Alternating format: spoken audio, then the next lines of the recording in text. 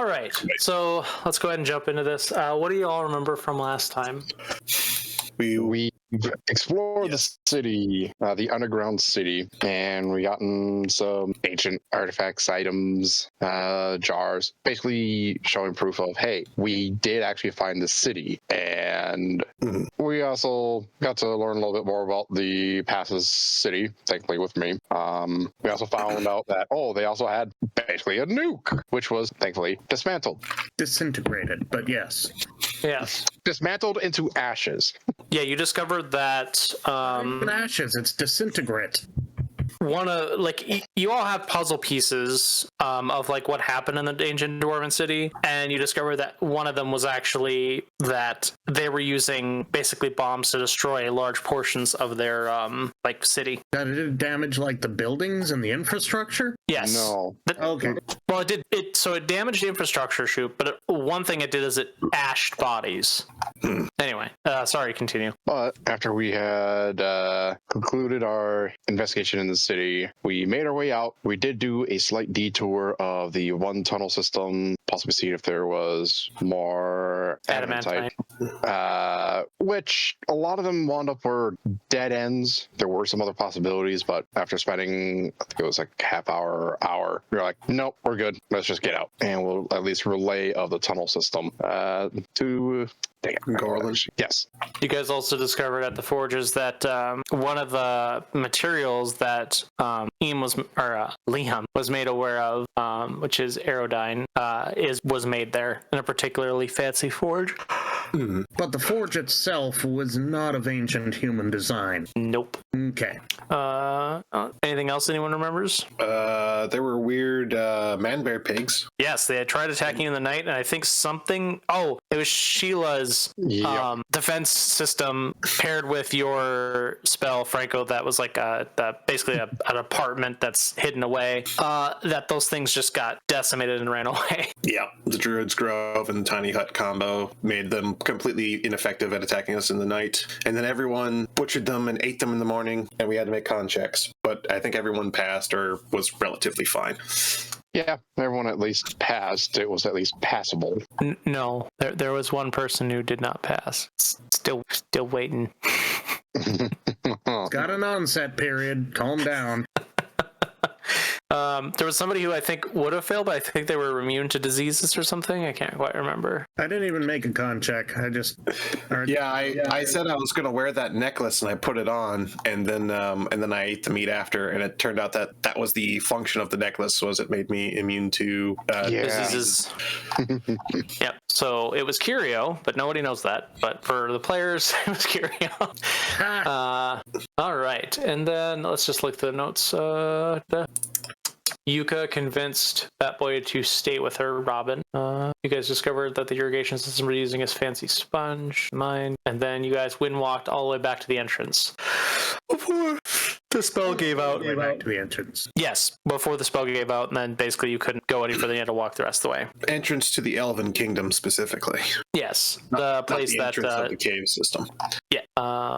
We wind walked until we ran into a anti-magic barrier or whatever it is. Oh yeah, I suppose that's why you specifically put because the wards would dictate that. And I guess next would be walked to the cave entrance, and that was where we ended. Yeah, so just picking up right from there. How y'all getting back? You sent the horses back with the stable boys. Walking. Well, then we're not at the exit of the cave. We used Wind Walk to go as far back as possible before the spell ended. Yeah, and I thought the spell ended in the cave. Yeah, it ended in the cave, Franco. The Wind Walk? Well, didn't we Wind Walk to? Oh wait, no, we Wind Walked when we got into the cave. You took horses to the cave entrance, and then you had paid those. Yeah, gotcha. So yeah. At some point when you're in the cave, and it was like an hour's walk. So it's just like, we'll end the session with you guys like finding daylight and like walking out, like it's midday. Mm-hmm. But can we switch back to the overworld map? Oh yeah, absolutely. Give me a second. Since we're talking about traveling. would you permit Yuka to summon horses to conjure animals and summon a couple of horses for us to ride? So, Have you ever ridden a horse bareback? It's not very comfortable. But it saves energy on your feet. For you, Yuka, and Sheila, as long as you're not doing any teleportation magic, your magic just works here. So you can why do can't that. we just wind walk back? Because it's a transportation teleportation spell. Oh, okay, I see. The ward stopped it. The one that seems to work is Longstrider. That one seems to work just fine. But anything like wind walk or teleportation or dimensions or anything like that, just before, like as soon as you go to pull for the magic, it just stops. Longstrider just increases Your speed. movement speed by 10 feet. Yeah. But it lasts a long time, and the advantage of it is that compounded over a long period of time will save you a lot of time. Yep, and I think it's what you did with the horses duration initially. 1 hour. Well, it's duration 1 hour, but can you upcast it? For a long time? No. Oh, just kidding. When you cast a spell using a spell slot of 2nd level or higher, you can target 1 additional creature for each spell slot above the first. So not an improvement of the spell, but an improvement of the amount of people you can cast it on. Yeah. Okay. The strength of Longstrider is as a dirt cheap spell that I think is... No, I was going to say, I think it's a ritual spell, but no, it's not. But yeah, the idea is you could burn a bunch of low-level spells to give yourself consistent move speed increases. Yeah, especially for traveling for a while. But all right, so you can conjure horses. How long does summon creature last? Concentration up to Conjure 1 animal. hour. Yeah, that's the one. So is Longstride also concentration? Longstrider is not no, concentration. That's one of the perks of it. So you can cast one, then the other. How many? So challenge rating. How many would you need? We would only need 5? Well, technically, we might not even need that many because we could double up on some of the horses. Right, so you could do 4. But Okay. I don't think the Well, and challenge then rating where of are horses we- is that much. Yeah, where are we The exactly? challenge rating Where are of we the going? war horse that I have is only 1/2. Okay. And we're going back to Ochre Steps. the Ochre Steps? Okay. Yeah, and that is About 70 miles. yes. And I have a thing on the bottom right of the map here, which is natural path. Normal walk speed is 2 miles per hour. And this is assumed on foot. So let me do a quick math. What's the move speed of a horse? It's 60. 60. Oh. And for me, Yeah, move speed of the war horse anyway is 60. I'll say it's riding horse, so it's. But I suppose you could summon war horses specifically. Exactly. I just happen to have the war horse already up here for like the player tokens that I would have used in the past. So we could move, assuming we do Longstrider, that'd be 140 feet per round. So that's 1,400 feet per minute. Okay, so So that would be 84,000 feet per hour. I'm getting roughly 3.3 days if you don't push the horse. Well, yeah, we'd have to also burn a ton of spell slots on maintaining Longstrider and But Longstrider does what again? Let's see. Read it. just a 10 foot enhancement to speed. So well, conjure animals 1 hour of the day. They would actually ride the horses. well, this is assuming an 8-hour travel time. So like traveling for 8 hours and then sleeping for 8 hours. I'll say just to simplify the math that you can travel fast. Wait, I was going to say we can get there faster than that because we're only 70 miles away. And if the horses are capable of doing 1,400 feet per minute, like that in hours, that's 84,000 feet, which Travel calculator I have is saying that's 15 miles an hour, closer to 16. So, and we're 70 miles away, 16 miles per hour. That's that'd be 4.375 hours. And you're doing that by 8-hour segments? It's not even 1 8-hour segment. It's only going to take us 4 hours to get back on horseback. Assuming we do horses and assuming we're doing this every round. If you could think of it as a round per round basis, you're doing a move and then you're using you're doing your move action and then you're doing a dash. So that'd be riding the that horse's implies cart. pushing the animal. That implies, I believe, over pushing the animals. And it also assumes that we're maintaining Longstrider and as well as casting Conjure Animals again every hour. So we're probably not doing that. Why? This depends on how many. A little unusual. Why would it be? Why is it unusual? Yeah, I'm trying to figure out because I've never been good with travel. I have the half walk. Anyone's been good at travel in D&D. Yeah. I think the per hour travel distance of the horse by default is like 12 miles per hour or something like that. And I think that is written in the rule book somewhere. I don't remember exactly. And that's considered just a normal, sustainable pace, not like pushing the horse harder or anything. DMG is go. Although, if you want to say that our travel speed is slowed down by the road conditions, because that's assuming that's just normal speed. So if you're saying you move at half speed because it's not like a good trail, then that would be obviously doubled, and we would be over 9 hours or over 8 hours for the whole journey, assuming we were pushing the horses and assuming we were maintaining Longstrider the whole time. Yeah, so mountain vehicles is normal pace is 24 miles per day, fast is 30. Copy pasted the Google AI summary for riding horse speed. Coda just gave me the actual D&D cut, so. Oh, fair enough. Yeah, 24 miles a day. Okay. Yep, so we'll just go with that. But I'm going to say, if you want to push it, with Longstrider, I'm going to say you get fast. So you can travel 30 miles a day. The horses have a 60 move speed, so Longstrider would be, that's like a 16% increase. So if you want to just take 17% off or whatever the total time. Nah, we'll just round it up to 30 because I think it's slightly under. So just make it simple, not worry about it too much and get back to the game. Okay. All right. So yeah, so it's going to take you, we'll say it's exactly 70.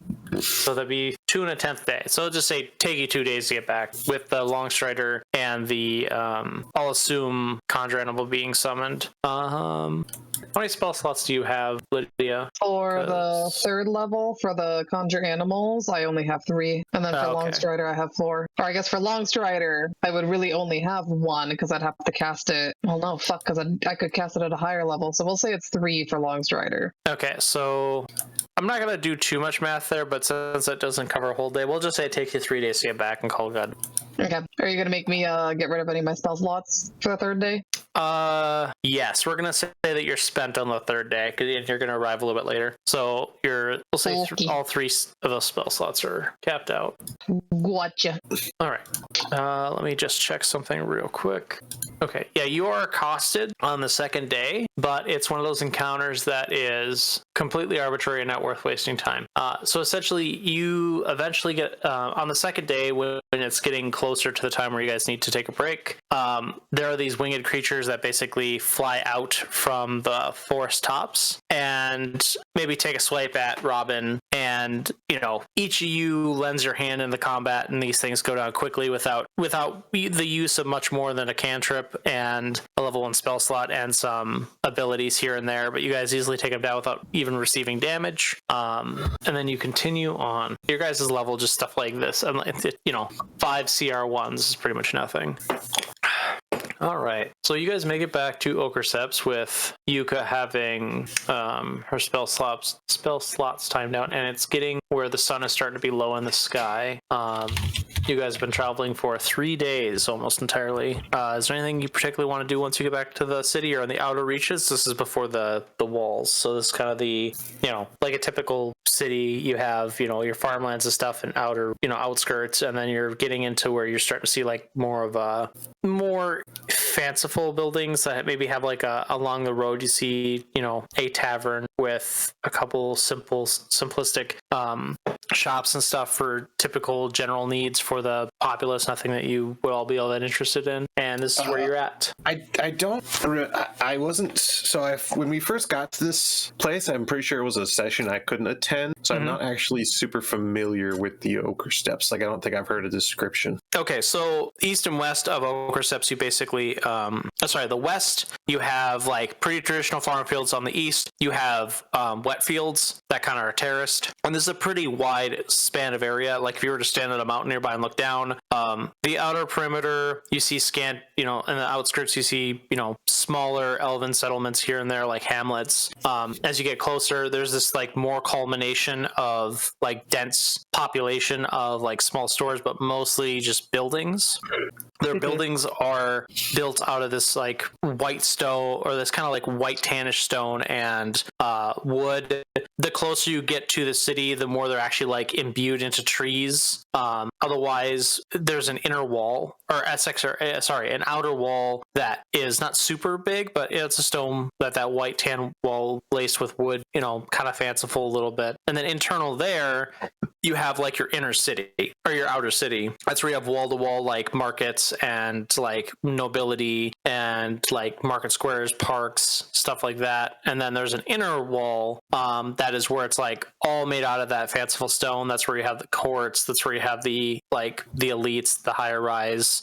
It's where you have basically this the meeting of the confederacy of like all these other different cultures in this region. So in the inner city, you actually see a bit of different diversity of like elven culture, like more of the woodsy hippie type, and then you have your more like pampered elf, and then you have like your different styles where they're very like, so where like they like to like have dancing and singing and plays is like a big part of them. So it's like 3 divisions of this inner city that are very different culturally. And then near the back of this very big like hill, that's where the inner wall connects to, you have this like basically what you think of a fantasy elven castle is what it looks like. Taller buildings strutted with that particular stone, in line with wood, and you have it baked into this large hill that has a large defensive wall on top of it. So gotcha. So getting into the inner city, you're coming from the west. Yeah. So we'd be coming through the farm fields, basically. Like we'd come out of the mountain trail that we were on and probably come like south a bit and meet up on the road, on a country road or something that goes towards Ochre Steppes as we navigate through some farm fields, or past some farm fields, I should say. Yeah. Do they have a particular crop out here? There's a document somewhere, but the way I imagine all their foodstuffs is not your traditional like elven affair. They're actually fairly fanciful on their meat. They have a lot of venison style meat, a lot of boar meat. So there's this mixed kind of confit of like fat and meat mixed in with grain. They have a fair bit of grain style dishes. The grain here is like more like rye, so it's very like earthy and rich. You have a lot of citrus in the area. Think of more like a jungle, but closer to rainforest, but you have a little bit of that jungle vibe that there's a lot of acidity. So there's like these rich plants. They might actually somewhere in the world have chocolate, where most others wouldn't. So you see a lot of like savory acidic dishes here and a very, very little sweet dishes here. So their crops are predominantly like grains. And since the acidic soil, they have stuff like coffee and chocolate, and they have something that'd be akin to like an avocado or I forget what they're called. There's like these, not a potato. They're like the arrowroot. They have like a lot of arrowroot stuff. So it's like the main starch they use next to rye. All right. I think size priorities right now. How late is it? You said it was probably like dusk.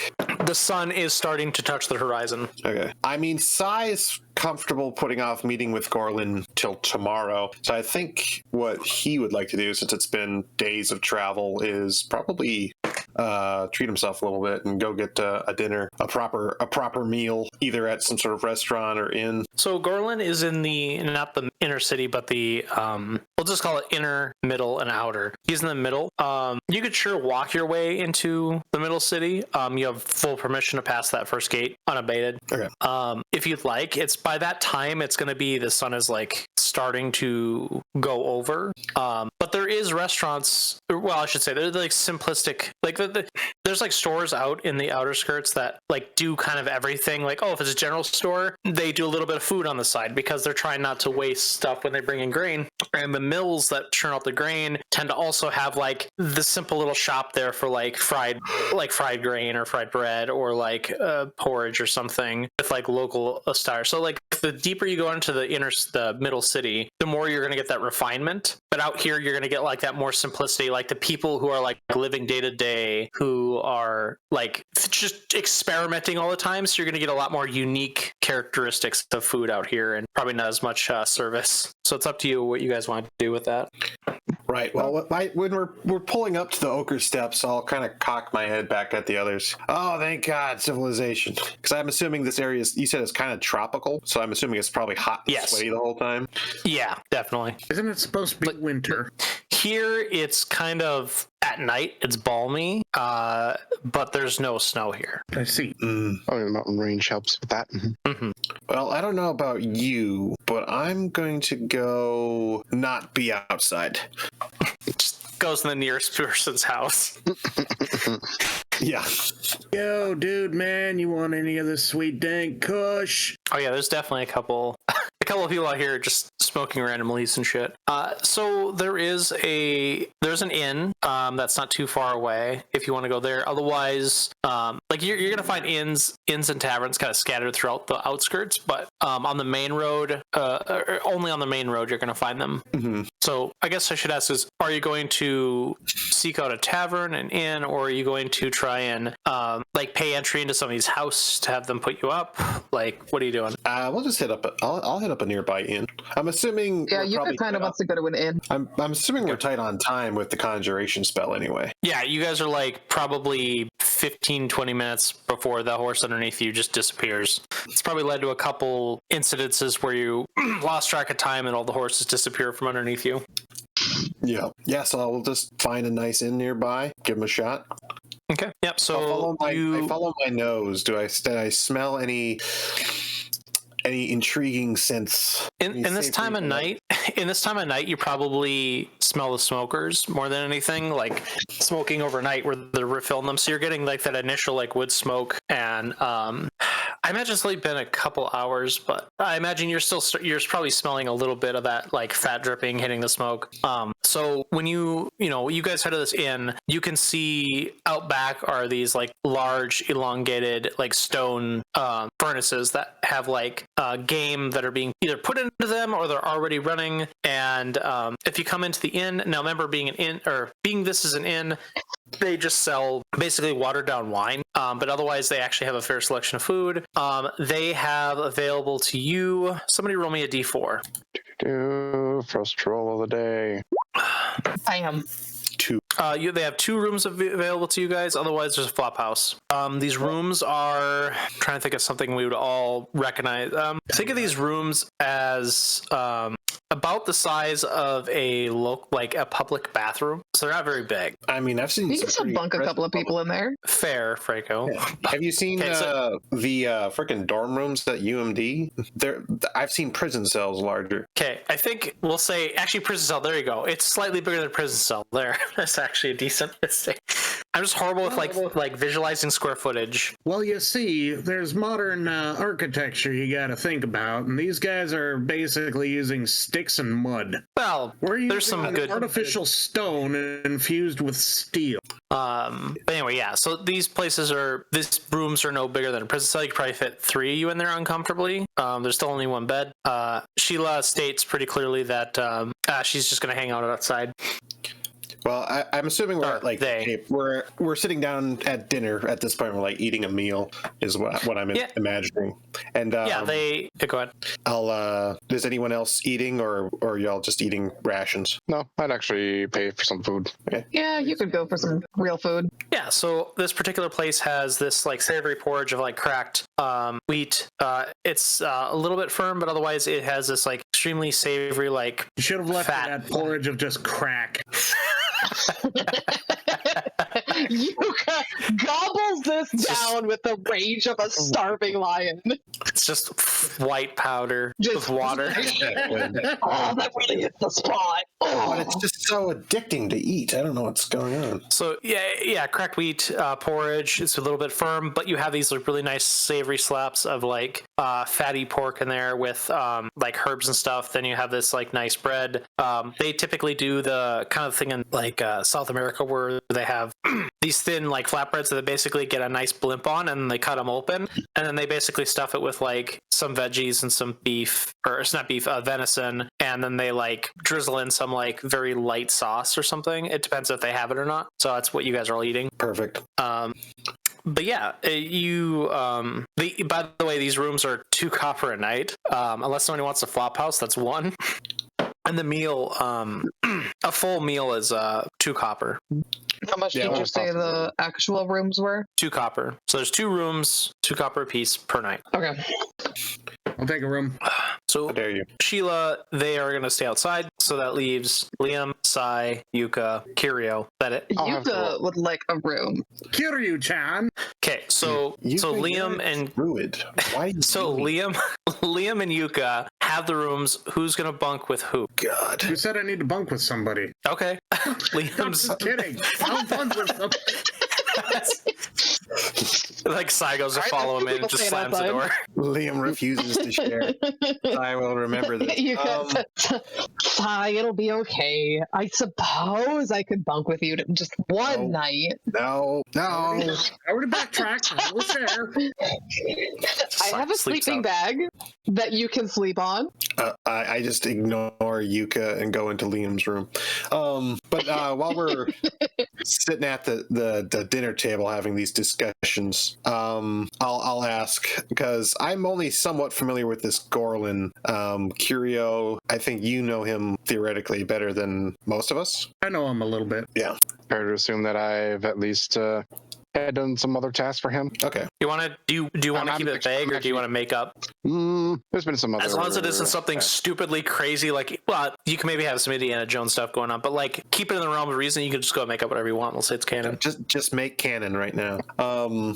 Just ad lib it. It'll be fine. We won't worry about the consequences. Well, part of the reason why he wanted me a part of this group is, well, when he got to learn that I could actually read actual Dwarvish, he's been offering some jobs to me that gives a little bit more coin than usual, especially when he's actually trying to track down his great-grandfather or whatever he's actually looking for. But there's been some other things that I found along the way, so there's at least been a mutual dealing. Understood.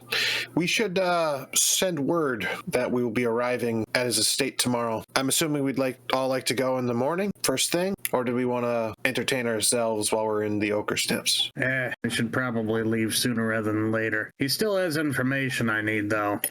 Yeah, I would rather leave first thing in the morning. I'm getting rather sick of the city life. Well, both Sai and Liam maybe more so, are getting really sick of feeling a connection being ripped away, as well as unable to cast most of their magic. All right, go ahead. My only comment is like, I don't know why you two are getting so antsy. I feel fresh as a daisy. Lucky you. Try having a petulant child yell in your ear, and then I'm being gone for weeks. You get lonely. Speaking about Talos, I miss that petulant child screaming in my ear about feelings. And then getting angry at me over random shit.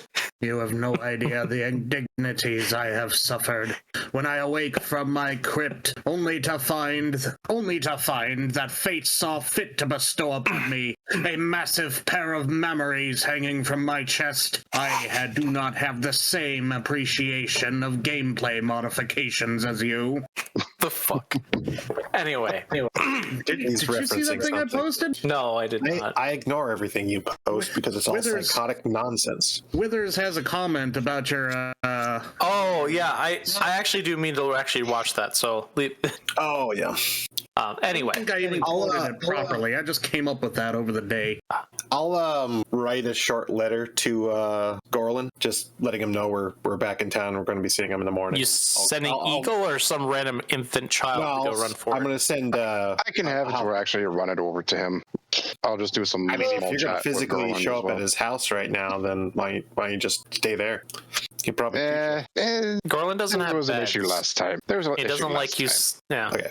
Well, you if you want to run it over, you can, but Eagle can also just fly it over. No, at least we What would does he do do? it with him Sleep at in the least. forge? Yes, he's a Let's dwarf. just say the last time we were doing some drinking, I was no longer permitted to stay there overnight. Sheila pokes their head through the window, says, "It broke several display cases." A little tipsy, eh? We went from observing some trinkets that he's actually had to conversations of who actually pulled off a better reveal of the items that they found, and there was a bit of a tussle. Well, anyway, I give the letter to Eagle the owl, and just tell him just bring this to Garland, or at least leave it somewhere where he'll see it in the morning.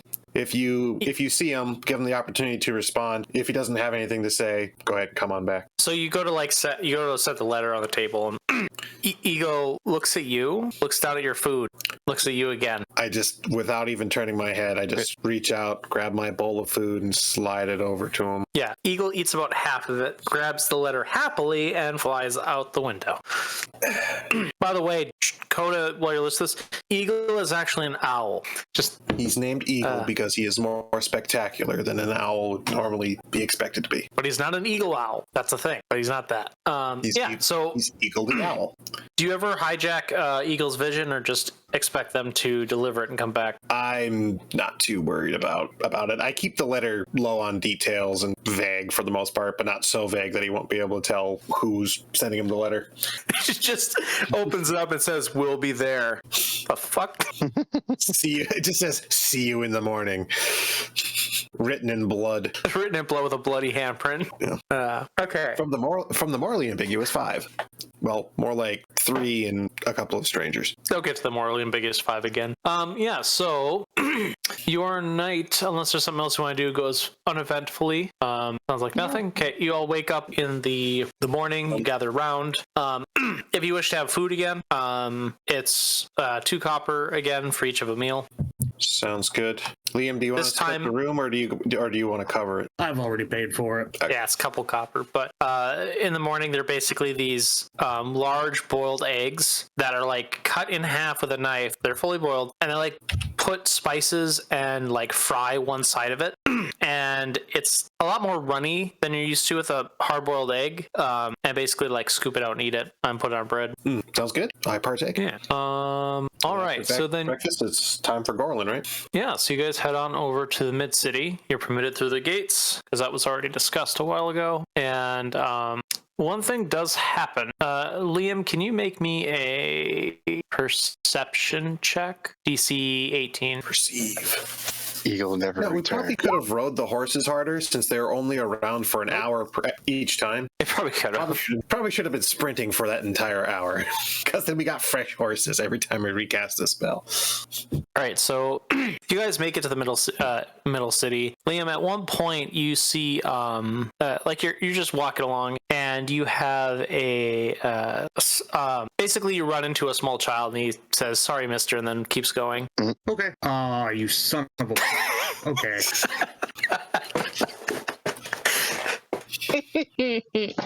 Good luck with this, buddy. Check my pockets. What's missing?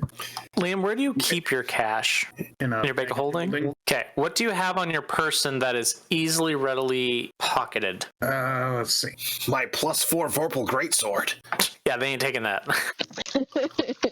A little pouch with some D's. These nuts. You probably have like equipped and like available within quick grasp like healing potions and like various like tools and items that you need. Yeah, do you have any potions on you? I'm reading my inventory that I don't think I've updated in years. Technically true. I have a trident? Yes, you specifically bought it a while ago. Yeah, I remember that. Anyway, you keep looking at that, Andrew. Tell me when you find something that would be readily available on your belt. Fishing tackle? I do like fishing. So So you have like a pouch of fishing tackle? Yeah. Okay. Is that something Liam would go to check for right away? Oh, I do have a potion of healing. Oh, okay. When do you think Liam would notice from Gorland's place to when you left the inn?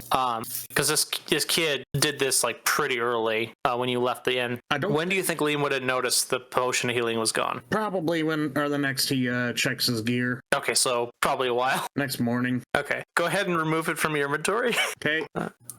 I mean, that it might seem like a small loss at our level, but that kid just made out with like something that costs 50 gold? multiple yeah, like quite a bit of for real, that kid is the gold. richest little snitch on the planet. Yeah, he could buy a does. house with that potion.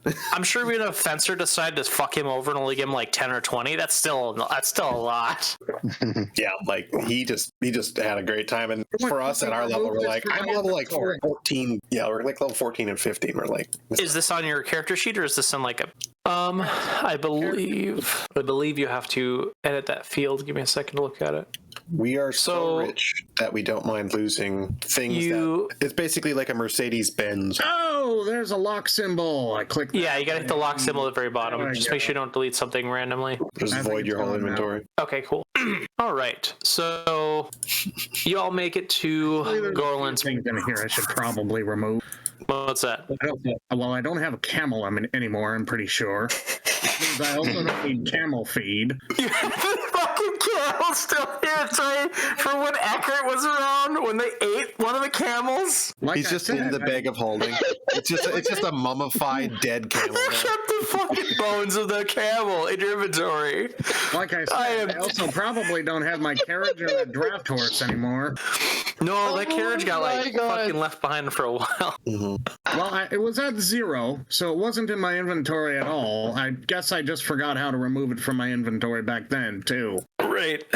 I just choose to believe there's just like Franco saying that's a dried mummified husk of a fucking he inverts his bag of holding, and there's just horses and camels and wagons falling out of it. It's like, what the hell? It's not even possible. I don't even remember what I put in this thing. Turns it inside out. Oh. Now I remember. Exactly. Yep. Anyway, okay, so yeah, you guys make it to Gorland's place. It's a small forge kind of on the near one of the walls of the mid-city, kind of off by itself. There's like a small pond in front of it, kind of ashy looking pond, and you can hear you can see the smoke billowing from the 2 furnaces that he has running, and you already see some apprentices moving about here and there, and his secondhand smith, who is currently out front talking to customers. And you roll up, and you've seen this secondhand smith before. He gives you a nod as you walk by, as he continues talking with the customers. And you enter into the main storefront of Gorland. There's currently no one in there. There is like a ring bell for service. As you all funnel in, Sheila walks up to one of the cases and opens it up and digs out of their bag one stone from that collection you guys found and puts it in the case. That probably would have been of like that having me open up my bag and go, no, not that one, no, not that, no, that. Yeah, that's right. I forgot that you had shoveled them into there. Yeah, so Shayla would have been like, hey, I need this particular, like they say the name of the stone and its size and weight exactly. And yep, after doing that, then be like, you want to do, I don't know how you guys like to do it, but since I feel like you want to get this done and over with, hey Garland, I got a new drinking mug for you. Roll me a, Casey's busy. Just roll me a D20. 10 or higher, yeah. He hears you. Yeah, so Kirio like steps up to the counter, places hand on the counter and yells that towards the door. You just hear nothing and then something drop, and then you hear like someone scuttling behind the door and then nothing. Shayla comes over and looks at the bell. We try ringing the bell. I'll hit the bell. It's implied that we need to ring the bell, so that's the only thing I will not do. It says press X to continue. No. Standing here. Don't tell me what to do. I will press F. Anyway, yes, you ring the bell. The door opens up gently and closes. There's a small elf, kind of dirty, has soot. Their hair is tied back. They The high have elf like, or a wood elf? I need to know if I need to be racist. well, you know that all the high elves are like, well, not all of them. A lot of the high elves are like hiding in a pocket dimension. Got it. This is a wood elf. A wood elf, just so you remember. And why do I treat you poorly? Listen, You figured it out. you can interpret this as like complete respect. The ground You haven't will killed be me yet. fertilized by wood elf blood this day. I will make sure of it. This is Drycha. She's got some pretty good ideas. The moment you sign the scroll means I can't directly participate in your death, so I will not directly participate in your death. It's the greatest insurance policy when working with me, really. That's fucked up. Sign this waiver and I won't kill you.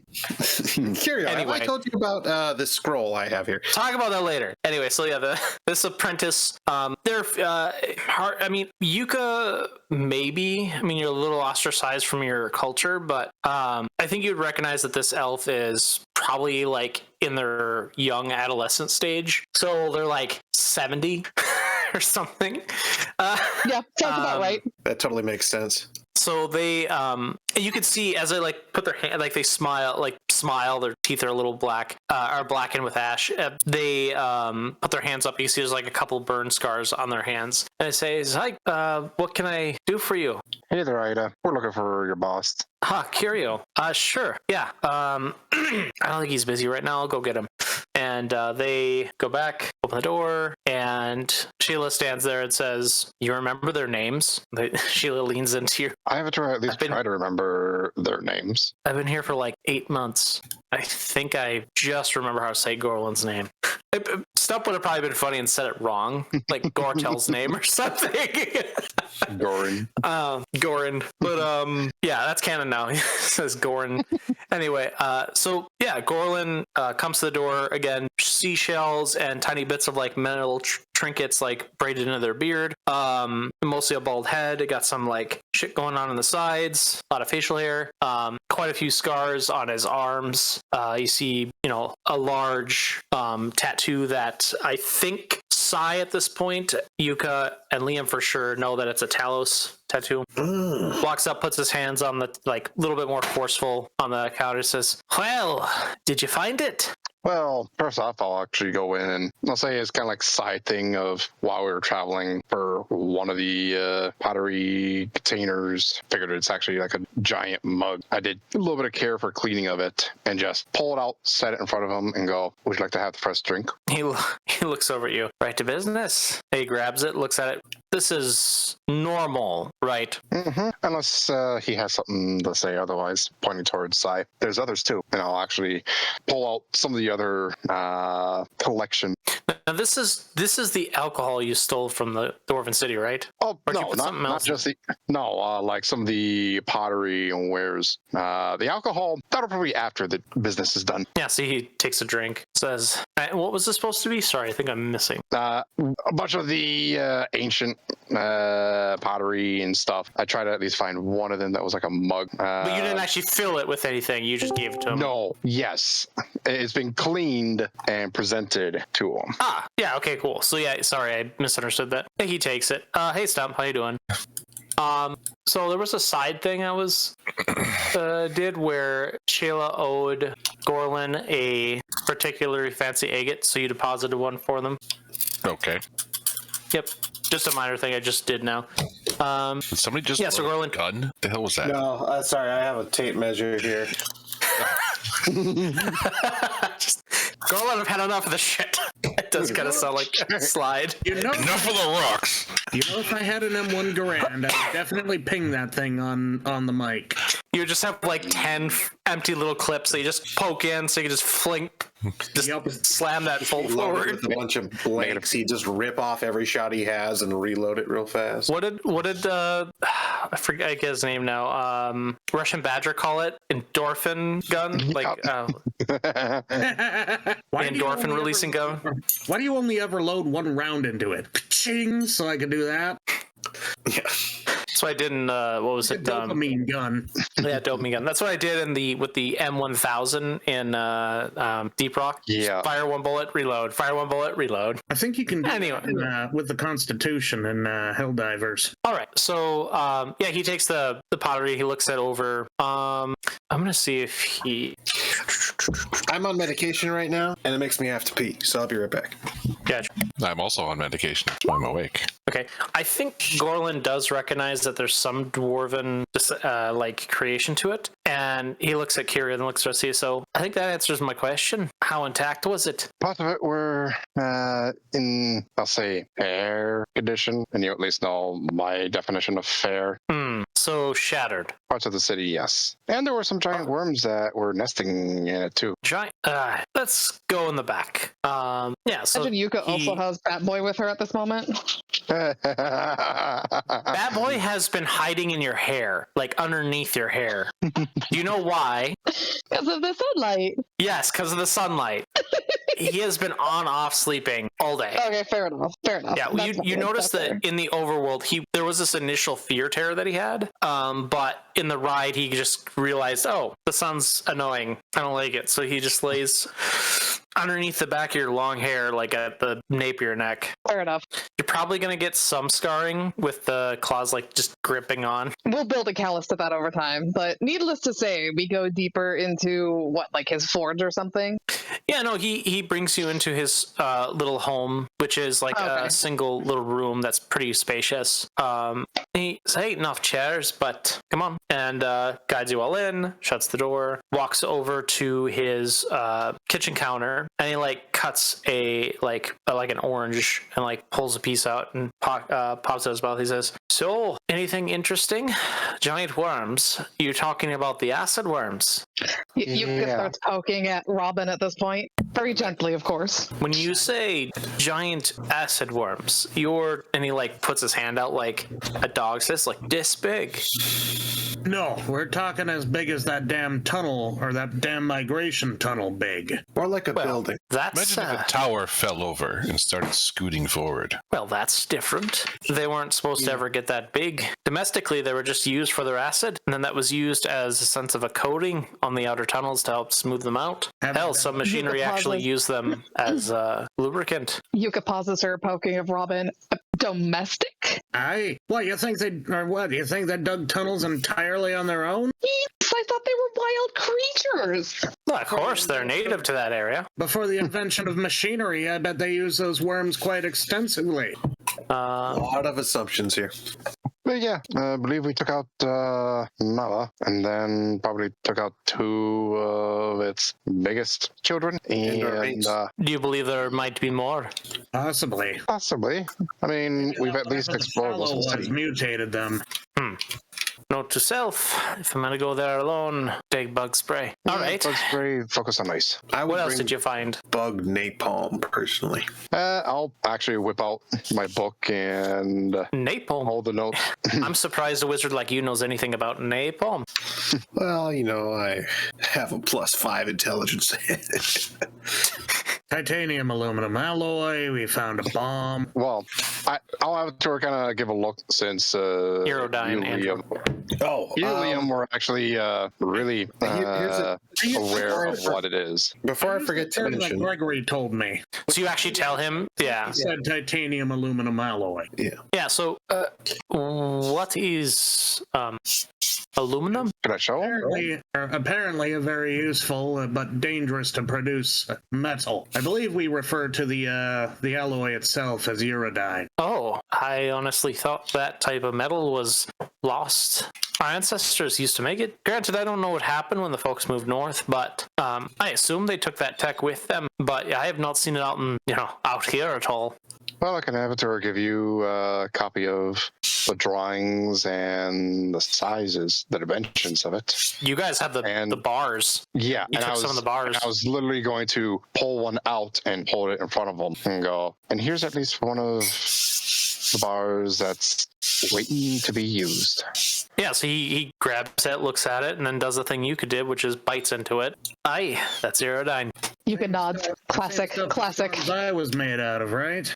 The main support structure and all of the fancy alchemical stuff that was being used by the sorcerers of the Great Flame to produce the core, all made out of iridine. I thought so. It's light, as you can tell, and very flexible and durable. Those are key properties when you want to keep something in the air. Or in the void. If you want to call any gestures to the air above the air void, sure, why not? Not that air. What's above the air? Oh, stars. I don't know. I wouldn't have a clue if that's good enough for that. I see meteors come through the atmosphere burning.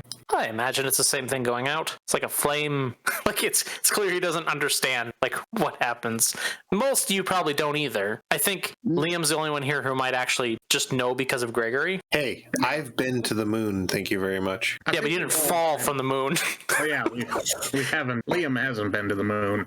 No, you did. No, I'm pretty sure you went through the portal with us. no. That was the. The space dude. Yeah, the space station that wasn't. Yeah, My stand-in character that I need to step away for a moment. that I made when my Warforged broke. Yeah, that's right. He's the one who went through the portal with you. We were at For a short time. Station. I wish I could remember your Warforge's name, but I don't remember it either. I remember how they specifically died. yep, I remember him dying, and I remember it was a fight that nearly killed me as well. Yep. Yeah. Insanely good skeletons for some reason. They're fucking CR4, and it was like a half CR lower than you guys are supposed to deal with. It was just like crit. I had 21 AC.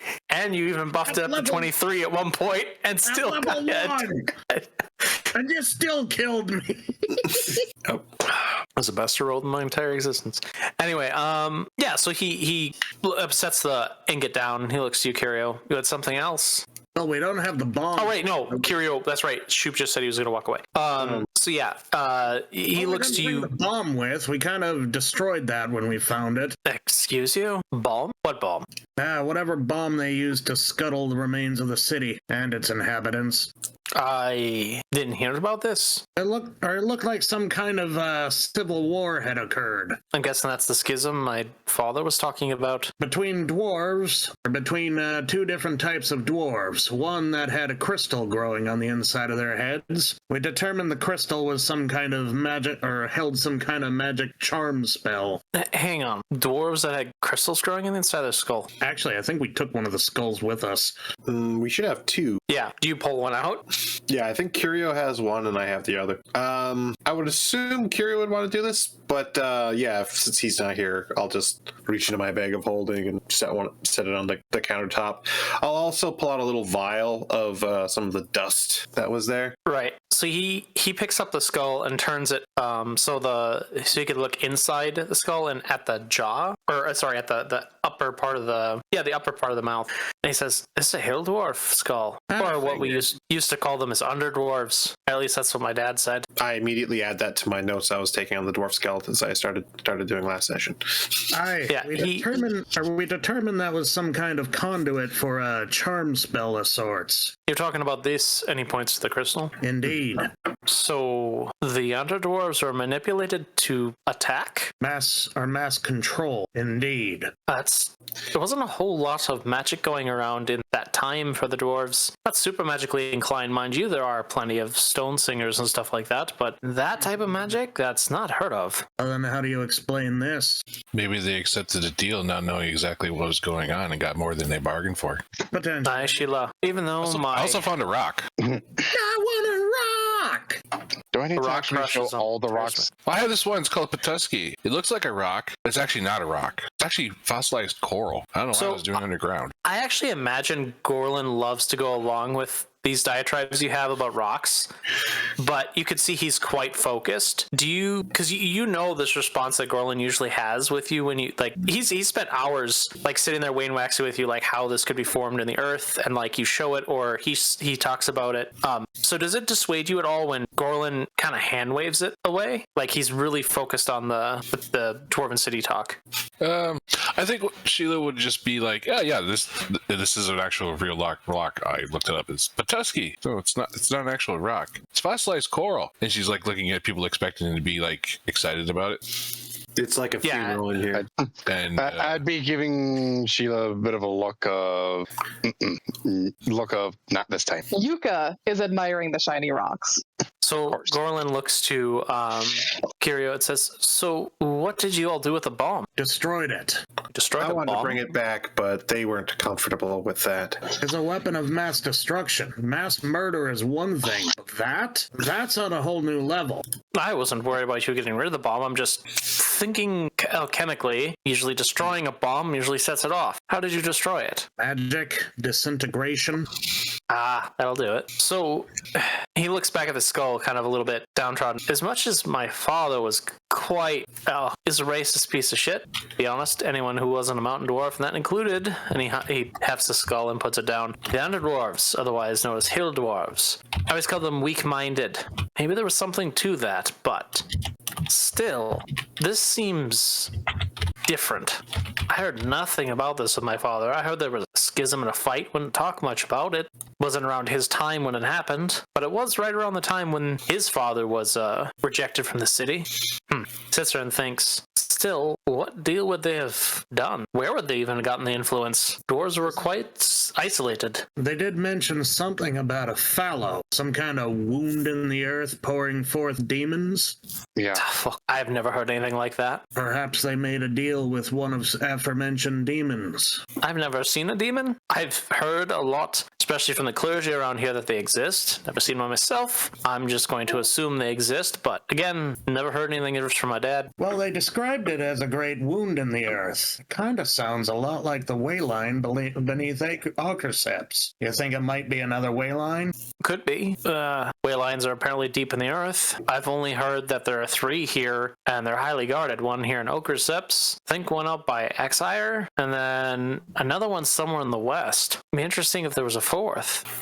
I wouldn't be surprised if the world's underground was riddled with these things. 3's just all what we've discovered so far. Curious, I doubt it, but were there any books? I don't Books remember us finding any books or Yeah, the scrolls books or that anything. we found basically just couldn't Most read of- anything, or if you touched them, they would fall apart. Most of the literature was either destroyed or written in stone, quite literally. Sorry. There was a very nice Back book a down there, statue. but Yeah, he looks to Curio and says, Curio, did you read anything of interest? books, no, but there were some statues that they actually had around. And I'll just refer to the book for the notes that I've actually had. I made copies for him since I know at least he likes to have his own little read of what I found. Right, he looks them over really quick. Fascinating. So there was something about this fallow that was written in the history even then. I wonder why I didn't hear anything about it from my father. Well, mind you, part of it for reading of the fallow was also like in a play, so it might be also referring to something or someone as a fallow, but plays can be twisted. Unfortunately, this is definitely an older dialect. So for all we know, that could literally mean a verb, an adjective, a noun. Could literally mean nothing. Could be just fantasy, made up. Who knows? Something to keep in mind. Anything else? So did you happen to find the forge that made the Aerodine? Indeed. I just kind of tapped to one of the pages that I drew a picture depicting it along with like size dimension of it. Sweet. Yeah, he looks through them. All these are fantastic, Curio. It looks like it's in perfect condition. They structured it with Aerodine. That's why it survived so long. And that's why it survived the WMDs, no doubt. Well, if there's one thing in that city that's worth its weight in gold, that. Looks like I will be working to try and find some like-minded people here, unlikely, and maybe doing some outreach to the Bound Aid for some magical assistance. That, he taps it on the page, needs to get out of there and into my shop. I don't know where the hell I'm going to put it, but with something like that, I'll find space. You're talking about moving the entire forge? We've moved much bigger things as the Dwarven Kingdom. I'm sure I can figure it out. There's Worst some case, I'll things take it that apart. I've helped find some things for him that when I realized that's what he actually wanted. I've seen the loops and hoops that he's jumped through. He would have actually ran through a freaking bonfire just to actually get what he needed. Hey, when you get my sights are set, there ain't much gonna stop me. Not even a mountain. Anyway, is there anything else particular? There is one thing that concerns me. What is that, Liam? That migration tunnel. Aye, the one that goes north. Aye, it leads straight through what is this place called? What are the lands called? Oh, it's just the Elder Grove.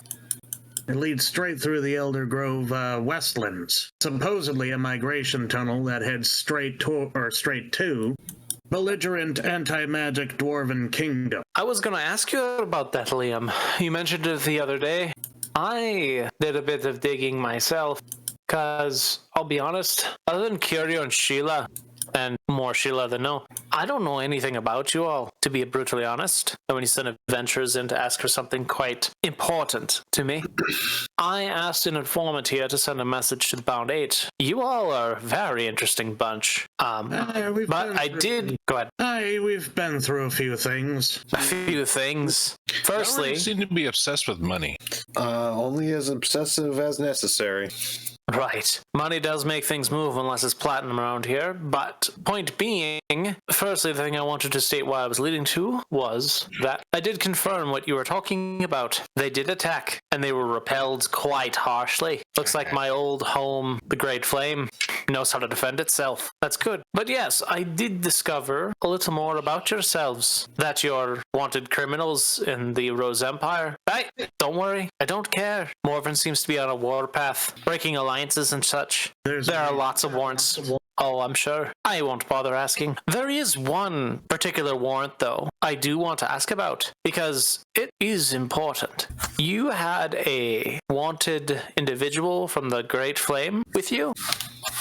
A Earhart? Do you know of him? Right. Well, I knew him. Oh, right, him. Isn't he one of the people that got erased from existence in the Crystal Sands? Yeah, the two people, literally the words you used, Franco, was, oh, great, the two people who knew how to talk the best talked each other to death. The Warlock and the Paladin. I knew we knew Mr. Eckert. You remember that belligerent dragon we mentioned from the Crystal Sands down south? Aye, y'all are crazy, but yeah. Him and Eckert had a disagreement. So is Eckert not alive anymore? What's left of Eckert is a glass disc in the middle of said desert. I see. By chance, what was this disagreement about? No idea. Oh God, I can barely remember. I was literally there. As a player, I know what happened. As a character, Liam doesn't know exactly what happened. Yeah, Liam was knocked the fuck out. Yeah, and woke up. Liam woke up. They were talking, and then suddenly Forvo got up and started attacking Eckert. Eckert and Cyrith teleported somewhere, and leaving Liam and at the time Azalis to deal with a possessed Forvo. Liam has no idea why Forvo suddenly attacked, but neither Liam nor Azalis were in a good position to fight him. Azalis gave up. Azalis was trying to save her friend. Yeah, because 0 hit points. Well, that's because Forvo literally convinced Azalis that, no, I'm your friend. You should trust me. Liam's definitely in the wrong here. Because Forvo was my friend. 0 hit points, and then she was healed, and then he convinced her to join him. She never I think you're right, yeah. Or she didn't get back up after it, but Forvo did attack Liam. Yeah, I remember this. Liam We bullied Andrew about this for years. Yeah. For killing Forvo a attacked player Liam character. and managed to knock him down, but due to literal divine intervention, Liam was saved from death. At the same time, that's when Eckert got annihilated by the dragon, along with Rathion's glaive. Rathion's connection to the world ceased, and the possessed Forvo fell unconscious. Both Forvo and Liam woke up at the same time, and Liam had no idea Forvo was no longer possessed. Forvo assumed that Liam tried to take the vampire's deal and continued to try to attack Liam. Liam, at 1 hit point, chose to down Forvo. Then he made the worst choice in his life. Yeah, Talos gave you the Phoenix's egg or plug the hole in the boat that's causing your ship to keep sinking. I plugged the hole. Yeah. And killed Forvo. To this day, Liam probably has no idea what the hell possessed Forvo. It was either the gauntlet or something else. I think you assumed it's the gauntlet, and I think there's probably a small bit of you that believes Raytheon was involved, but you don't know how or why. There is, because the fever dream that the succubus put me through had Raytheon. Oh yeah. Or had Raytheon pulling around Forvo's body like a damn puppet. I think. I remember this. Yeah, I remember that because I think you remember you talking to me as a person, like me and you were talking, and you're like, you brought that up, and I'm like, oh, that's a really good idea. I should use that when the succubus. So I had like each person, if she actually grabbed. Well, no, but it's neat though, because now your character has that. Your character now has that connection to know that Raytheon was involved, and that's the reason when Eckert died, Raytheon was no longer involved. So you can make a good assumption. What was that say? I was just saying, from Sai's perspective, like I wasn't there for a lot of the stuff with Forvo because I grabbed Eckert and used Dimension Door to teleport him up to the surface, and then once you were like ready to go. The dragon became offended. Let Eckert to his fate. Well, I was still with him, and then for Eckert ran off most of it, and then the dragon became offended and started chasing him down. And I don't know if I was within earshot or not by that point, but I remember him saying things that were, from a player perspective, I'm like, this is going to result in you dying. Yeah, and Eckert specifically. Sai starts running as fast as he can because he's expecting this dragon to become hostile any moment. Yeah, you ran the opposite direction, but yeah, Eckert, last words would have been, I have to fix this, I think it was. And he went to, this is the point where none of the players know this, went to the Crystal Dragon and held up Raytheon, the staff, and said, this is the thing you're looking for, this is the evil, give me redemption, and I will become part of you. And for the person who had, the person who had one of the best charisma scores rolled the worst to convince the dragon and just glassed him and the staff.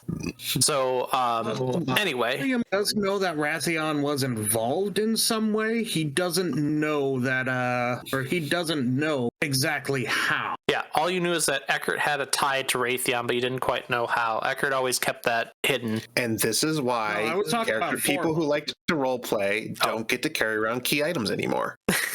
I was talking about Forvo. I know Raytheon was involved in some way. I just don't know precisely how. Oh, okay. Yeah. Okay, so that being all said, I quite literally watched him die. Gorlin is being very thoughtful at the situation. So out of curiosity, how much... So Gorlin's going to pry into what happened to Eckert a lot. How much of this story do you want to relay to Gorlin and the people around you? I'm going to leave that up to Yuka, Sai, and Liam, that you've all had conversations about this behind closed doors for the years you've known each other, that there's a look you can exchange without any verbal communication when Gorlin starts to press whether or not you say anything. So how much do you want to say? In all honesty, Yuka would probably spill all the beans she knows on Eckert because she wasn't as close to friends with him as she was with Forvo. So if he presses you directly. I would like to make a personality trait roll. Trusting versus disingenuous. This dude was a part of my fleet at one point. Well, not my fleet, but the fleet I was a part of. He's pretty okay. That turned out about how I was expecting. Yeah, disingenuous. I don't want to tell him. Okay, so it sounds like Sai, you're just gonna sit there and listen and maybe correct if there's maybe not even correct at all. You just let bad information flow if there is any. So you're gonna say the whole story, like when you met Eckert, kind of some of the things you guys were up to, and then his eventual demise. I need to go look up that Crystal Dragon's name again. That's important. I keep forgetting what it is. It's like D something. It's like Dessa. Remember that was. I don't think either of you knew that is a name I know. I said it once in a lore dump, and I don't think any of you picked up on it. I need to go find it again. I'd be paying a bit of attention to everything that's actually being said. Okay. Yeah, so Kirio and Sheila, you guys are taking in the information. So Gorlin sits there quietly, asks a couple of probing follow-up questions here and there, but otherwise fairly quiet. And he says, well, that explains a couple things. Did you know that Eckert was wanted? I don't think we did. You did not? Funny enough, because Eckert didn't know either. No clue. Oh shit!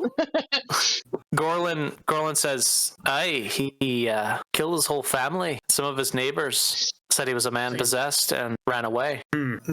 So who was this Eckert guy? What was he like? A little shady, a little carefree. I don't know, I thought he was kind of nice. All around a decent man. Don't know why he deserved annihilation. Mm-hmm. Sounds like a roguish type guy. So kind of small, scrawny, wearing a leather, stabbing people. He was a warlock. Oh, that was a warlock. Yeah. Oh. Less stealth, more stabby with a little bit of magic. Yeah. I don't remember him being... So he made his pact with a dark demon thing and was surprised when he got possessed by it? No, I think, to be fair to your characters, I think Eckert grew to trust you all a little bit more, especially when Raytheon started to rear his head a lot more often, especially infecting Forbo. He kind of spilled the beans on what Raytheon was. So it was clear that Eckert was running from something, and it was Raytheon. Raytheon had been... Basically, there was a deal made with the two of them that Eckert would keep doing what he wanted, excluding a couple things. That was part of the bargain. The thing is, Raytheon would test those parameters all the damn time. And Eckert as a person was fairly moral, but fairly brought into unmoralistic things or gray areas that slowly, numbed him over time. You all would get that gauge of him that, yeah, he wasn't bad, but he definitely did a lot of fucked up things, and it might not have always been his choice. Out of everyone I've ever adventured with, I found him least annoying. Gorlin looks at you, because I'm assuming you've been quiet this whole time. He looks at you and says... I mean, to be fair, it was him and Forvo were part of the reason why I started calling us, jokingly, mind you, the morally ambiguous five, because most of the five of us at the time were somewhat morally ambiguous. You walk around with that title? Yeah. You didn't realize the type of clientele you're going to get with a name like that, right? I mean, it's not like we have a storefront anywhere. We only work with people directly. You're mercenaries, for fuck's sakes. I'm not a mercenary. I don't kill people for money. Did you not come to me for the job to get paid? Well, if you think about what we did to the Enogu during the Enogu crisis, I suppose we could be viewed as villains if you saw the conflict from their side. From their side? Speaking of which... tongue I ripped off while I was in octopus form. I forgot about that. Yes, I mean, if a wolf chases down a deer, is it really murder? I mean, it's just what wolves do. Yeah, Gorlin shrugs his shoulders and says, Druid of survival. So, speaking of which, I heard about that as well. Let me look at my notes real quick, because I have the stuff you did learn, but the Unigo was one. What, you were chased down by wolves? running with wolves. Dances with wolves. Dances with traffic? Stronger. Speaking of that dragon, I've been meaning to do one in on him for killing one of my crew. You better be careful there, Liam. That dragon is very ancient and powerful. Especially if you glass the fucking sand pile. Well, that's why I You can roll really the done him in fucking yet. And really, that's Also- more of a tertiary goal. Also, from what pursuing that if I have other things to do. Also, if you're asking me, I don't know this Raytheon, but from what it makes sense to me, that dragon very well might have had good reason to do so. Whatever that patron of his was, it didn't sound like good news to me. That dragon might not have done anything out of malice. Whatever his reason, my crew is my crew. How He greedy. crosses his arms. Well, I think you're a straight shooter there, Liam. You did decide to plug the hole on one of them. Are you much better than the dragon? He was possessed. It was either him or me, a matter of survival. The dragon had a choice. You think that? Who knows, this patron might have offered that dragon an actual threat. Perhaps, perhaps not. Dragon the dragon. Mine was base instinct. He wasn't about to die. He shrugs his shoulders. I won't get into semantics with you, Liam. I just think it's a little bit more gray. Consider it. This isn't a random bandit killing your friend. This is a fucking dragon. Anyway, I heard what you all did with the Unigo. That's pretty impressive. Y'all saved an entire race of people, as well as... Sounds like y'all were pretty key. Also, I heard you got back the Rose's Thorn. Another thing that my informant was very excited about. Apparently a lot of the Bound 8 got to accrue it and maintain it. Although, through that same informant, says it went missing recently. Y'all wouldn't happen to know where that thing went, did you? Nah, last time I was on board that, we were delivering it to the United Rose. Aye. Interesting how y'all became warranted after giving such a hell of a gift. Whatever you did to piss Morven off must have been pretty severe. It wasn't Morven we pissed off. I'm pretty sure the warrant was issued by Morven. Sure, it was issued by Morven, the Puppet King, but the United Rose Kingdom has long since fallen, and has since re-risen as the United Rose Shadow Dictatorship. Quite strong words. Morven, What do you all of the rest of the United Rose's leadership fallen under some kind of spiritual possession or identity theft to some shapeshifter. He uncrosses his arms and stands up. More quick. Where in the map is the Rose Empire? To the right. It is over here. Vale is its capital. Why the hell is this lecture not working? Oh, that's such a big ping. Glorious. Yes, glorious. All right, because you guys are talking about stuff that was long before I started playing, so I have Yes. trying to Yeah. there's some context. I've been having fun of like they mentioned of locations, and it's just like, okay, over here. Evil eldritch being of ancient power named Duran framed us for killing somebody. I wouldn't And then- trust so that we had to name flee. Duran. I just call him the shapeshifter. That's just one of the names we know of. Now he's Well, probably running around with the name of Morven. Possibly. I don't know. It's been a long time since we did that story arc. Some details are a little bit hazy. Oh, but don't let anyone know I told you any of this, or you might end up wanted like us. He just shakes his head. Liam, the moment you started talking about a puppet king, I damn well clocked out. You probably Even if all this is true, I don't dare say a damn word about this. You shouldn't. I'm aware. Can already think of what could happen. I am a simple smith. Well, not so simple. Advanced smith, not political. I don't need to get involved. I have enough things to worry about in the Elven Kingdom and their confederacy. I don't need to hear about regicide or hidden regicide. Well, you asked about us being wanted, so I told you. I'm with the I was this is why I more- like living in the woods. I was more making a reference to very impressive to piss off an entire kingdom after such a great gift, but besides the point. Is there anything else with the Dwarven Ancient City I should know? We didn't explore the worm tunnels. Understandable. How good are you at melting down and repurposing adamantite? Oh, very adept. Why? There should be plenty of that in the city. I imagine so. I'll casually just reach into bag and just slide some space onto his table and just literally handful. Clasps handful. and brackets. They weren't using He it laughs. for weapons and such. They're using it for parts. Didn't I find a spear? Well, yes.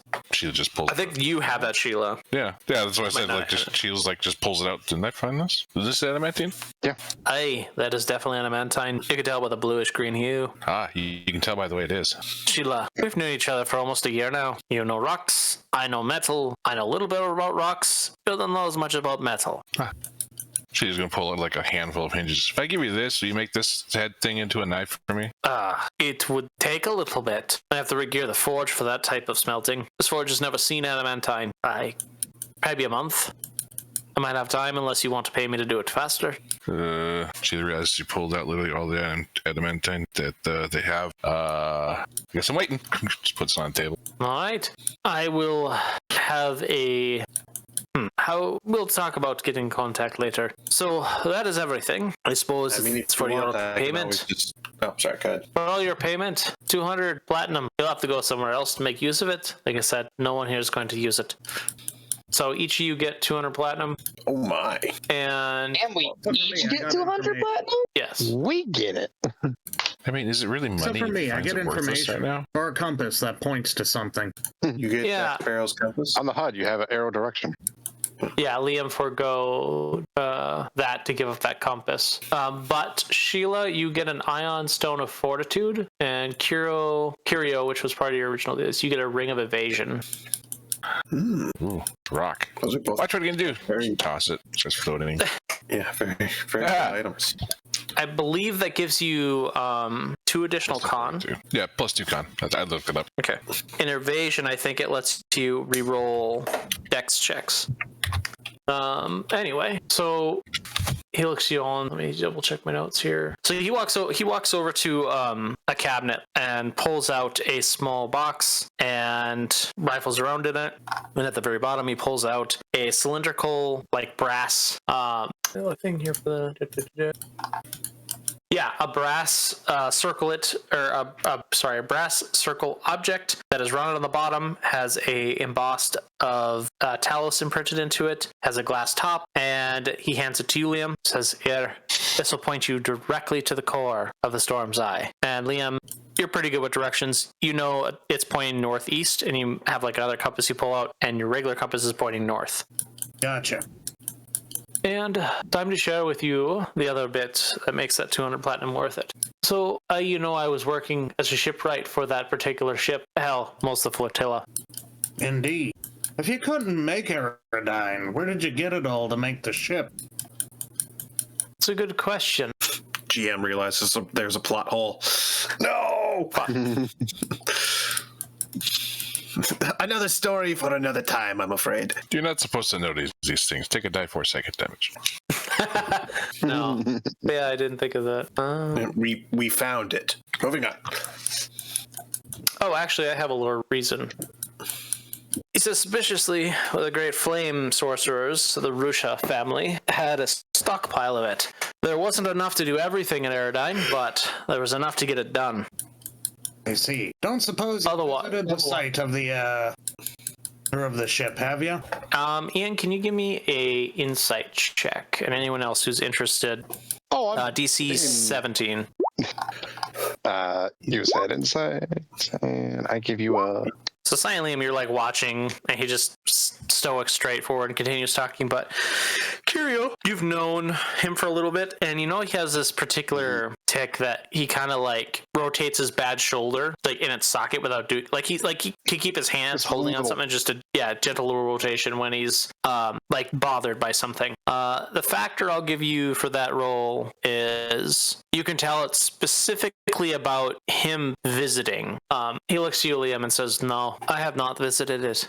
I was tasked with making it." Oh, by the way, I did forget to actually mention there was, I guess, a fermented drink that they actually had down in there. Don't know how safe it is. So, I'll try anything. I look back to Gorlin. Well, when I visit, I'll let you know if anything's salvageable. Will do. Although, judging by the fact that it was a low wind rider, airship in its entirety, it couldn't go very high, was also seaworthy. I'm pretty sure that thing was sunk and sent to the bottom of the sea by the magistrate. There's gotta be a way to rise it. As long as it didn't fall down a hole Let's hear. in the bottom of the sea. But Maybe if we lashed a bunch of considering our turtles together. aforementioned wanted status, we've been in one place for too long. Hang on, Liam. A bit more. So, the things I worked on that ship, predominantly I was a shipwright. I designed it, mostly. But a lot of it came from the Rusha family, from the Great Flame. Otherwise, I supplied all the parts using Aerodine and a special forge that was in the Great Flame to manufacture mostly everything from machinery to mechanical components to pipes that were used to run some of the tech that they had. The sources from the Rusha family were particularly interesting. They handle a lot of the alchemical and magical things that made up most of the core. Liam specifically, can you give me an insight check, DC 18? Fail. Okay. Yeah, so he sits there and thinks briefly for a second. You don't think much of it as he continues on. Let's see here. He looks at you and says, I saw the ship off. Saw it in the flotilla many a time, but no, after the war and the fight, I never truly saw where it went down. And can you give me a insight check? I'm gonna roll this. Yeah, rolled good that time. Oh, you beat him. Yeah. He says, I think what made you roll so well is earlier he had stated, trying to think of a way to make this lie seem obvious in your way, maybe to other people too.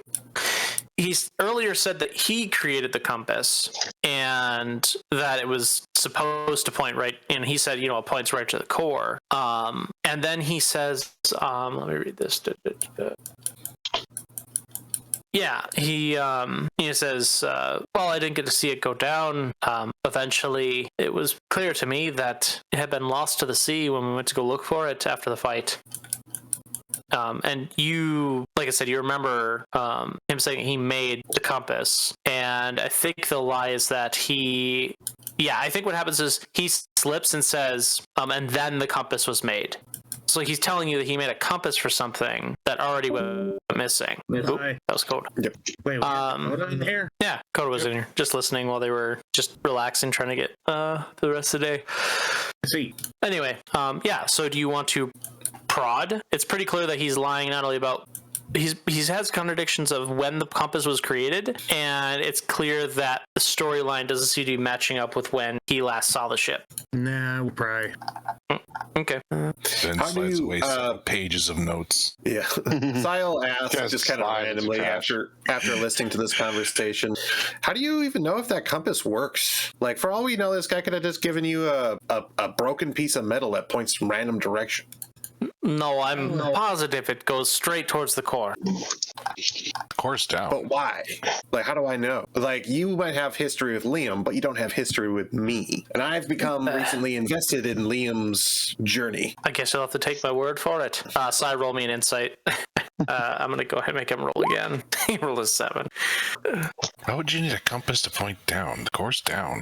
It's always down. Insight I'll DC. Yeah, I'll use one of my inspirations. So, I mean, he rolled a 7. I don't know what your insight's at, but he rolled a 7. So, Oh, what you need to DC beat. 7? Yeah, he rolled a 7 for. If the DC is 7, then no, I'll just roll. Unless I roll a nat 1. Oh, never mind. I roll a 15. Oh, wow, you have a plus 7. Yeah, so that one would be the only way you fail. Insight is one of my checked skills. Yeah, we're going to say there's no factors on this other than one. So one, he's constantly diverting. He's avoiding the topic. And then now he's just blatantly saying you'll have to trust him. And you're like, yeah, but like, you're the guy who made it. Like, surely you know how it works. And you can tell that he says like, oh yeah, like of course I know how it works. It starts working like this, and then he kind of like slips up and he says, of course I know how it works. I was there when Be right back. I was there when the core was initiated, and I specifically, like, he basically says he attuned it to the core. And you're like, yeah, but why would you do that? It's like, it's an asset. Why the hell would you need to? It's a giant ship. Why would you need to go find it? And it gets pretty clear that there's something he's not saying, and it's very clear he's involved in some way. And yeah, he has become his stoicism has broken, and he is now very defensive and definitely bothered. Well, even if he is lying, it probably points to something interesting. The journey will be fun at the very least. You're far too forgiving, Liam. It's all about the journey. Enjoy your time here while we still have it.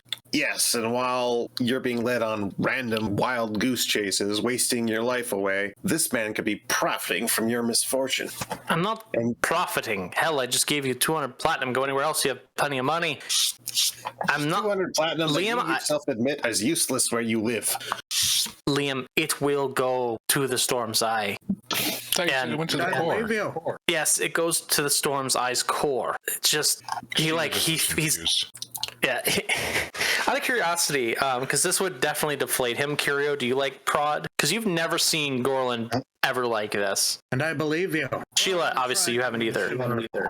Sheila is way too distracted by all the off-topic nonsense going on in their head at the moment. There's probably several times where Sheila's mouth like opened but then closed, realizing the part of the conversation or a comment on has already passed, or that it was probably a bad idea to start talking about what they were thinking of. Go ahead, Curio. I'll just be like, Garland, if you actually take 100 platinum off, would you at least be a bit more forceful of what he's wanting to find out? You at least know my track record. I mean, I haven't seen anything too unusual with them, which is actually a pretty high standard. Yeah, he looks to you, looks stressed to you, and like turns around, goes to shut that box, and he starts speaking, and he says, I wasn't given much of a choice. The magistrate took all my apprentices and were threatening their lives, so I made them a compass to find the Storm's Eye.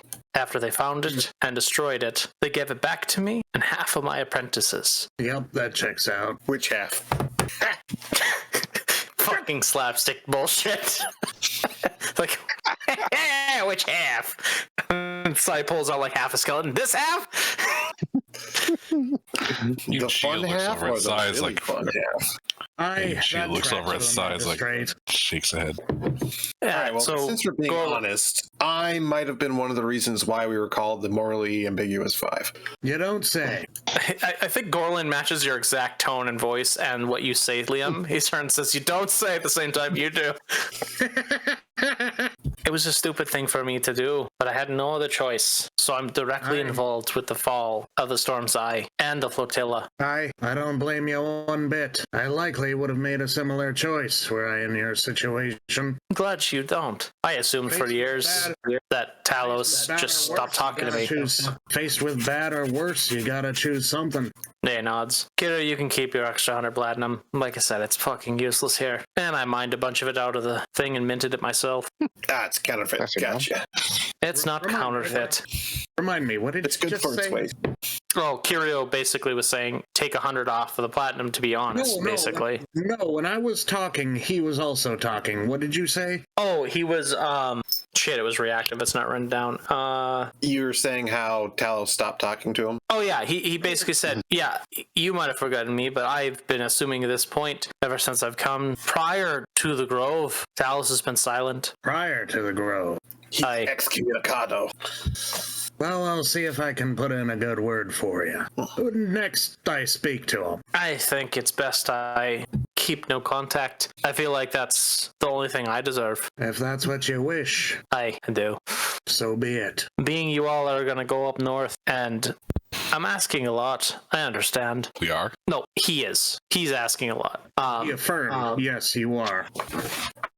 Oh, I see. Sorry. I it's like I get going up north. I get the. Yeah. Oh, that's what you meant.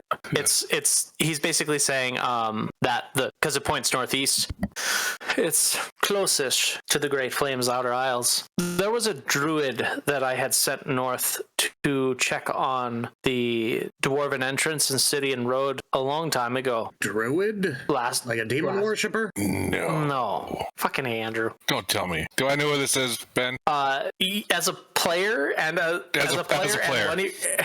a player and one of your characters, yes. Technically, no, yes. Yeah, he says, I sent them up there to go look, and last I heard they were in Valora, the main fortress city, and I lost contact with them. Their name's Tassus. Andrew, roll me a wisdom check. DC 10. The save or the stat? The stat. Well, name rings a bell, but you don't quite remember what it was. A child of nature, eh? I imagine there's more than a few of them around up there. You got two of them Not as much right now. There's not as much up north as you might think. They're definitely not as common as they are around here. But if you could track them down, I'd appreciate it. I'd like to at least know if they made it or not, or what happened to them. I know of one. I suppose I could ask them. Also, let's see here. See if they see if the children of Verdance keep in contact with each other. Yeah, he goes on a little diatribe about also when you're up there to see if you could find out more about what the dwarves were doing and what happened to them, and if any of them defected. He's been wanting to try and reconnect, but if they're fucking crazy fanatics, then best left gone. He's just wondering if there is, because when he was up the Great Flame, there was no mountain dwarves up there. He's just wondering if maybe they started defecting. Defecting. There were a couple exiles who fled, but they were very clearly magic users. No doubt the mountain dwarves performed some kind of purge that either killed them or forced magic users to flee.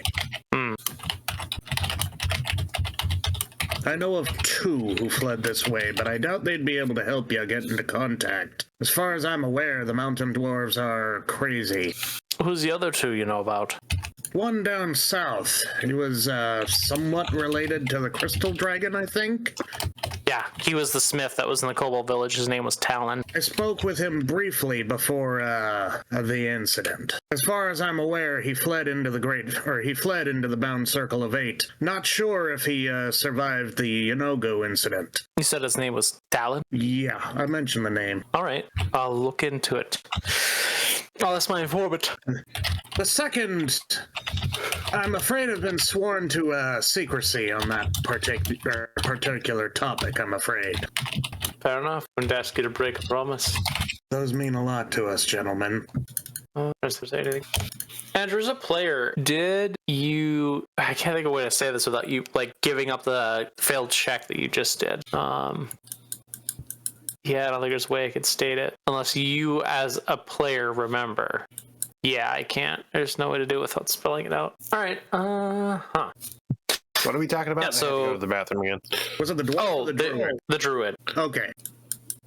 Well, at least all y'all know one person up there that you can go talk to. Yeah, there's one child of Verdance up there. Child of Verdance. It's what I'm calling druids. I won't exactly call them a child of nature because, after realizing what came before, there is nothing natural about this place. Fair. Okay. There is nothing natural about Ashra. So instead I'll call her verdant, not natural. Okay.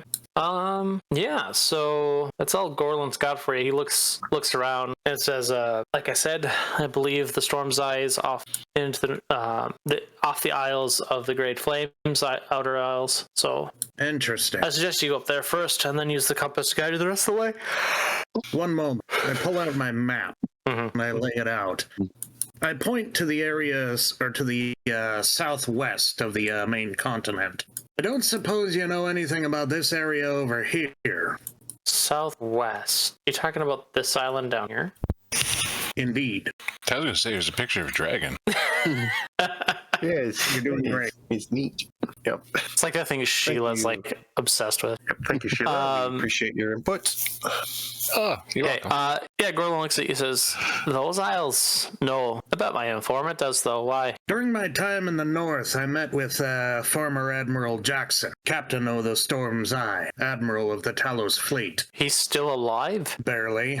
All right. Was this relevant? Well, I spoke with him. When I asked him about the Storm's Eye's final resting place, that's where he pointed to. That doesn't make any sense. I know, The battle right? was in the northeast. Perhaps the Was he... core was dropped in the northeast and the ship was brought there? That's a hell of a detour. Indeed. This entire time, information from both you and him have been contradicting each other. He scratches his beard. Interesting. Why would Jackson send me down there, but then you would send me to where I believe the Storm's Eye to be located? I don't have a clue, but seems worth investigating. Indeed. You're sure it's the captain? Aye, that was Mr. Jackson, all right. Kind of trigger happy, if I remember correctly. Doesn't He did sound like shoot him his at gun. all. Interesting. He's always a calm man, very prepared. But, I mean, losing your whole fleet, your whole livelihood might do things to a man. It certainly did. He's living in a rundown shack, living off of public generosity. That does not sound like him. Ain't much left of him, I'm afraid. That really doesn't sound like him. Liam, do you happen to remember? Did he have a stutter? Dude, this happened 2 years ago. I don't remember this conversation with him. He did not have a stutter. He did not. Gorland's eyes like hardened. That is not the captain. So you believe I've been deceived? I believe whoever that is an imposter. I mean, it does seem like a current theme of your life. But Still, why would they lie about it? what's so important that's down there? Maybe He nothing. might have just been trying to steer you as far away from the actual crash site as possible. It's literally on the opposite end of the continent. If you had actually gone all the way down there, you know what I mean? I mean, Yeah. there'd be a lot of interesting things down there. Gorland nods. He says, aye, that makes the most sense. Cyrith is correct. It is on the ass end of the other side of our continent. Yeah. Maybe There's a lot of maybe it was someone who's also trying to seek out the Storm's Eye, and they wanted to buy themselves more time before a competing party got in their way. Correct me if I'm wrong, Liam. Duran or Morvin or Amers? You said you knew a shapeshifter. They're likely not Did you- the only one. Is there a way for you to know if they're a shapeshifter? Aye, there's one way. But Then I think you know the path. But there's also the fact of spiritual possession to take into consideration. Maybe. How do I know you're not spiritually Still. possessed right now? He most Well, certainly is. Sheila, we're all spiritually possessed by ourselves. But wasn't that a bad thing like 10 minutes ago in the earlier conversation? Sheila, I do believe Liam was speaking about a possession of taking over someone else's body. Why would anybody want to take over Indeed. Liam's body? Good question. Liam would. Sorry, Right, go ahead. what? Oh, the joke is, why would anyone want to possess Liam's body? And Gorlan was like, Liam would. I get it. I get Yeah. it. Anyway, okay. So so Gorlin tells you that it seems you have a lot of things pointing north. Indeed. Gorlin looks to the camera. It's like all paths point to northeast. It's So our the course title of is the title of the session. Oh. I see. Oh, he said the thing. He said the title. He said the thing. And roll credits. Yeah. Oh, so Garland, you know a lot about this map, don't you? Garland, do you know a lot about the map? Then I take it. A fair bit, but I mean, I've not explored that much. Oh, okay. I've barely been to the Rose Empire. Have never been down to the Isles to the east or the south. I visited the Bound 8 for a little while I was down here, but most of my home has been here, and in the north with the Great Flame. Okay. Do you know why this island down here is the only one that's cut off the map? This one here, you mean? Yeah. Well, you Everybody else is see, on the when map just fine, but then did the map maker just not like those people? I mean, Liam must not have found it important enough to leave it on his map. I mean, is it Did you literally look just at an Liam's island with, map? like a 90-degree angle? No. It says, That's I the mean, literal edge of the universe. If anything goes south of that line, you cease to exist. The earth Oh, is don't you flat. know how It this will works? fall off into the void. Oh, so it makes sense. I fucking hate this because, like, at some point when I was making this map, I'm like, it's not that big a deal because I can't really size it out that much more, and I want the map boundary like cut it off. I'm like, it's not a big deal. I need to make a separate map for the Enlightened Ember anyway. So, Yep. he doesn't have As a player, as a player, I'm just trying to have any random thought that pops into my head, have Sheila just bring it up without it being too intrusive or repetitive. So, Gotcha. Maximum intrusiveness. yes. But yeah. Anyway, Well, Sheila, it's been an honor working with you, but I guess this is where we part ways. I thought you said we were going north. You're coming with? I thought you were here for just the contract. I'm here for the Carrier's rocks. gotten everything he's gotten out of me. Nothing like anything's holding him there. I mean, up to the north, there's some places I'd like to go. So you're joining the crew then? So be it. Okay. Oh god, not more druids, please. Demon worshippers? I'd rather have warlocks. You literally have skeletons in your closet. So, Gorlin goes over and uncaps that bottle of fermented alcohol, drinks a bit of it, and passes it to you, Kyrio. Says, "What about you, Kyrio? You done here? Moving on." I'll take it from him. And, well, there's just some people I need to contact. Who knows? There might be some stuff up north I could possibly find and also help dispose of. And I'll take a swig from it. Just all. Well, Is it decent or is it spoiled? roll me varnish? a Constitution check. That is DC 20. Oh, that's the stuff my character Yeah. refused to drink. Was This is gonna be great. Yes. I'm gonna roll a 2. Oh, Oh, so close. You And I drink have it, and there's like this. addition for it. I have no addition for it, so you Oh, rolled a wow, you 19 did and roll, a like, 20. Wow. So it's got like, at first it's like this smooth, but then it gets really bitter and then like harsh. It's like moonshine level. But you're able to just almost put up with it, and then you kind of like oof, cough. It feels like someone just deleted your memory. Thankfully, not see that bad. half of the fur just like puffed in weird spots. Just this is for you. And Yeah, I'll he- grab the second one and just hand it over and go. Just you can take that. Yeah, he takes it. Good stuff, eh? And he takes out a couple like small little glasses and pours a little bit for everyone in the room, except for Kyrio, and says, Yep. "I then, you all have a safe journey. To you, Aye. the ambiguous 5." He like Morally raises the ambiguous bottle. 5. Morally ambiguous 5. He says it right. I said it wrong. Aye. I'll drink to that. Who else is drinking it? No, thank you. I'll just take my own wineskin and just do the gesture and drink. Yuka drinks out of kindness. Everyone who drinks, roll a Constitution check, DC 20. Woo.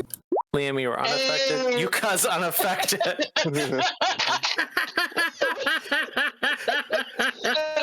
Survives. Yeah, so it's like smooth and it gets a little astringent, and then it gets these kind of like bittery notes, but they kind of evolve into like fruity, like back of the tongue notes. There's a bit of that like tannin flavor that kind of is like unavoidable, but it's for what you might assume is thousands of years old. It's pretty good. The camera Camera blacks vomits. The camera blacks out. Does Robin get curious at any of this? So that's what I was about to bring up as like a good closer out. Yep. Is, you know, you go to take a drink and you drink like half of it, and then he worms his way out from your hair and like starts patting your shoulder, and Gorlin's like, "What the hell is that thing?" Now, It makes the grudge noises. This is my friend. It makes His name is grudge Robin. noises, and Gorlin is like, "What the hell is that sound?" I'll just put the hand. Did you Actually kinda not cute. hear about these creatures? I put my He was eating hand the on the small shoulder and worms. goes, as I said, I actually at least tolerate this group. They're interesting. Maybe it's You one of those befriended? shadow demons. Tolerate. I doubt that thing brought down a city. That thing. They take no. another swig. Oh It's the no, there alpha were predator. several of them. They happen like to eat. If I remember right, there were like several of them, right? Yes, there was a lot of them. You kept seeing them frequently Okay. here and there. Yeah. This is just the one that was interested enough to approach you. Yeah, but yeah, I regale him with tales, me feeding him worms throughout the city, and yeah, Wait, though that thing eats the acid worms? yeah, quite Right. happily, much to my detriment at times, and Yuka still kind of delicately touches a small acid burn on her cheek like a scar. Well I'll then, give you a run he for pours your money for the drinks. he pours like a quarter of one of the glasses you had and hands it to the little guy. And like he keeps patting your shoulder, and he's like hold it. He grabs the small cup and holds it up to Robin's face on her shoulder. He like grabs onto your hand and like dunks his whole head in, and you hear like a vacuum sound. Maybe I should have named you Chug or Hoover. Yeah, he pulls his head up and burps out like tiny flecks of alcohol. It's good, and like goes back underneath your Yuka hair, is like honestly impressed.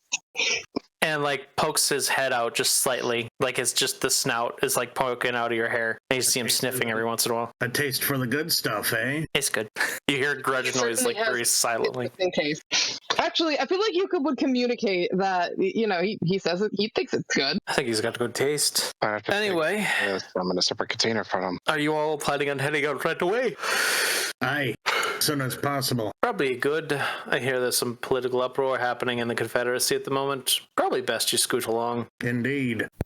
Well, I don't think there's much more I can do to prepare you for what you're going to be heading to. I appreciate all of the insight you've provided. Aye, hopefully you can bring her back, or something like her. Aye, let's see. I've got a few ideas. We'll see where the wind takes me. You definitely should try seeing if you can find the Russia family, and seeing if you could track down some of the sorcerers or some of their notes. They might have some insight into that core, understand it a bit better. Right. I guess one step at a time, I gotta figure out how to breathe water. I'm sure your mage friend, points to Sai, can figure that out. Or either the druids can be a whale and go inside their mouths.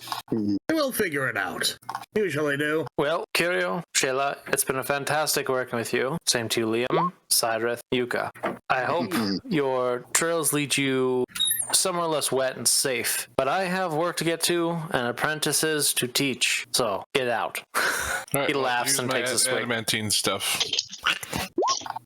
I'll Right. be back eventually to come get the knife. I will put it in the queue. When it gets done, I will attempt to send a message to you.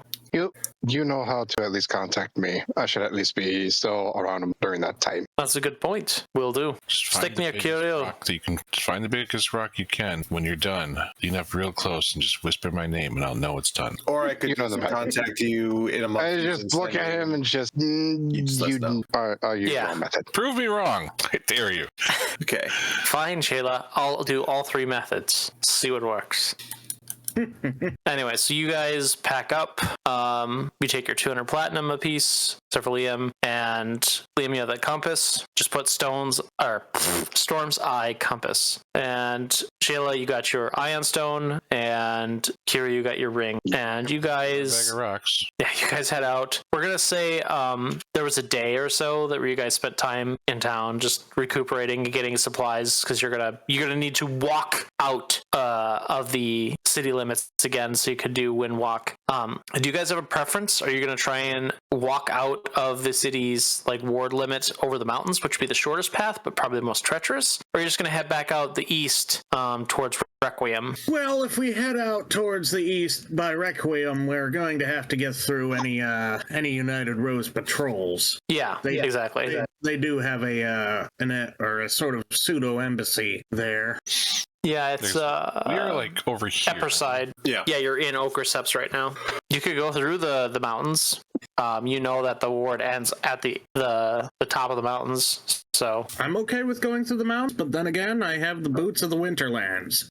yeah, it's gonna be cold. Yeah, that might be. How about winter gear? At some point in time, so I could probably survive. Is this like an actual pass where there's less mountains? It's Yes, very but it's also mountainy, like hilly. 100 miles It's to like the west. yeah, it would take just very as long much- to go east. Sheila looks down at their robes, light clothing, sandals. I mean, Sheila, for anyone who'd be happy to go through the mountains, I think your character would be. It has a lot of geological potential, but you can only But also cold. Traverse. you can only interact with the rocks so much until you're frozen. Technically becoming a rock yourself, because I mean, ice is a rock. Yeah, you all can buy winter gear, Yeah. but you're already going to head up to the Great Flame, which is going to be cold as fuck this time of year. You were struggling to deal with it when you were in Val's place, but at least you had a place to go because you went wind walked all the way there. Yeah, if you all want to buy winter gear, you can find a place in Okerseps to purchase it. Specifically, if you're going to add to your character sheet, it's 4 gold apiece for a full set, and specifically put in Elven winter gear. I mean, technically, lava is just liquid minerals, and water is a liquid ice. So technically, we're all lava monsters. Yuka's I'm a lava monster. Yuka's actually imagining, like, we're talking about trying to buy winter clothing, like, as a party, and then all of a sudden Sheila's just kind of over there, just like, oh, but then there's, like, lava, and it's liquid minerals. Sheila's like instantly like 10 times happier than they were like a minute ago. You might Did you want to say get 2 something gold or for 4 your, gold? Is there what'd you call your buddy? Robin? Yeah. You might want to get something for Oh. Robin. I Papoose. suppose. Oh, give him a big scarf. Then when he's flying, it kind of flaps behind him. Would there be a shop that would sell either animal clothing, like pet clothing, or like a baby sling papoose thing that I could keep Robin in? You can find both. Better yet, see if Okay, I will go for animal clothing. Hang on. Go ahead, Andrew, and then Curio. Better yet, see if you can get him some kind of enchanted gear that makes existence comfortable. Yeah, and now Curio, you were trying to talk earlier. Yeah, double checking. Said it was 2 or 4 gold for the. 4. All right. Then get I do have my own well-fitted- little side thing. If you want to spend 150 gold, you can get basically a enchanted papoose that it can sit inside, that Robin can He sit just inside. feels eternally eternally comfortable as long as he's sitting in there. Yes. Okay, hold on. It's- Let me. How much gold do I actually have available? I have 164 gold available. I have That's exactly perfect. 500 Wow, you're platinum. broke. You don't want to know how much I have. It's actually funny because, yeah, it would make sense that Sheila keeps getting paid in platinum. Can't use it here. I suppose I But could trade. Here, Not here. I'll have. That could Hold be a on, Shield. I'm just gonna be going look at it and it's like this is. I'm gonna ring up a little bit of a tab for you for carrying your rocks and whatever future rocks you're gonna be Carry wanting. my rocks. I You throw held them down ransom. Don't think I forgot. ransom over Hey, you. Liam, you were talking about water breathing, right? I got a potion of water breathing on me. You want to buy it? Oops. We'll discuss that later. You know, when we get there. I I just need nonchalantly clothing stare at him, before pull we off go. 4 gold, slam on counter and gold. Oh. There. Okay, you now have 4 gold, Sheila. Yeah, but it If comes I with knew that's why you stipulations. wanted the gold, I would have just handed it to you. You could take Liam's 4 gold. Sheila's very suspicious about the people that are obsessed with money now not giving it away. This is why it's We've so we at can be least- kind to others. Think of it as an investment. Sheila takes Liam's gold. Very suspiciously. Just eyeing Curio. Does the thing where like he points his fingers to the eyes and points at him. Some message appears at the top right of the screen and says, Curio will remember that. Stole my rocks. Yeah, I'll pick up some winter. I never stole your rocks. I gave them to you when you requested. Yep, area deducted. I had to threaten to not allow you to be friendly in the defensive aura. You were going to hold them till later. Because we needed to get stuff done right away. And I needed to count rocks. We all have stuff to do. So this montage of the camera starts panning out of this like argument, and you can tell like when it starts panning out where you can hear the conversations fade away completely, that it's clear at least the writers wrote another 2 sentences worth that we're just not hearing. Absolutely pointless argument. So we see like some time, like a day elapse, and we then see the camera cut to y'all heading up to like this mountain pass to start with, and a little bit of time cuts again, and we see like on the back of Azalis like this like well fancy looking papoose, and then like Rum pokes their head out, and like you see icicles form on their breath immediately, and they just pop back in. We see Liam kind of like near the front of the pack leading up, and Sai in this like big winter gear, but like using magic every so often to like get rid of the bite from like any chilly spots. And as we see Sheila with like kind of minimalistic winter gear, because you're fine, like heading up, and we see Curio, I imagine, in much more denser winter gear. Correct me if I'm wrong. Your character's been around the Bond 8, so I imagine like cold really sucks for you. And y'all are like heading up the mountain, or you're starting to head up the mountain when Liam and Yuka, you're near the back, Liam, you're near the front. Yuka, all of a sudden, we'll just say Sheila in front of you just stops, and you run into them, and you look around, and Sheila's in mid-step. Like either she does they do a shit ton of Pilates and can hold that step position, or they're frozen, like in like not mobile. Are they breathing? No.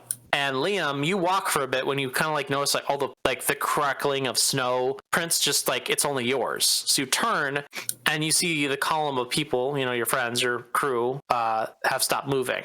I have become the rock. I see. And the two of you meet up and you're like, what the hell? The rest of them are all frozen in time. Like just no movement. I think I know what's going on here.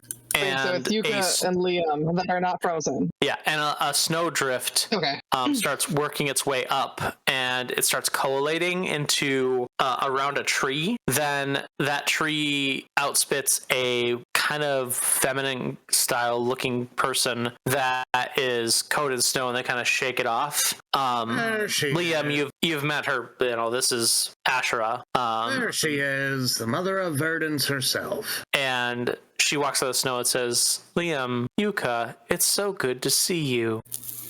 Really? I cannot remember if Yuka likes Ashera or if Yuka's like indifferent. I cannot remember if we established that. Your cult probably would have put a negative spin on Nasha and Ashera. So Yuka herself would probably be more indifferent in that regard then. Yes. You're happy to see us. Okay. Of course. I merely want to make my offer again to you and offer it to Yuka. Or should I say Azalis? You've been away from your home for a while. By choice, I might include. What is this offer you speak of? Well, as Liam might have explained to you, this place is special. This place is warded to keep prying eyes away. My so why offer... are we allowed to enter? Oh, mortals may come and go. It's those that are much higher than I and yourself that I am trying to hide from. So you were responsible for the wars. Me and my better half, Nasha, correct. I refuse to believe you're not the same person. Not yet. one might say all of nature is one being. Wouldn't exactly call it nature either. I'd say more verdance. Nature colloquially. Maybe I don't necessarily disagree that it's verdance, but all the same, my offer is I would like you to carry my name outside of these places. Be an arbiter for me. As beyond this point, I no longer have any influence. I feel like I'm already an arbiter for most of the elementals. You would be correct. Although, with my kin, barring Talentha, I believe I am more aware than others. More concise. Out of character, would Yuka's passion for nature happen to mesh with Ashura and her natureness? Yeah, she's an elemental of nature. Nasha is just another aspect of nature. Like, yeah. Okay. If you'd like to roll it up. Like, roll the passion? Yeah, this would be to see if Yuka is kind of drawn, because like you've always dealt with nature connective magic, not nature. Do, like the personality trait roll or the passion roll, but I've never done a passion roll, so I don't even know how you do that. So a passion roll. Actually, Andrew, you have specifically Talos. I called for it.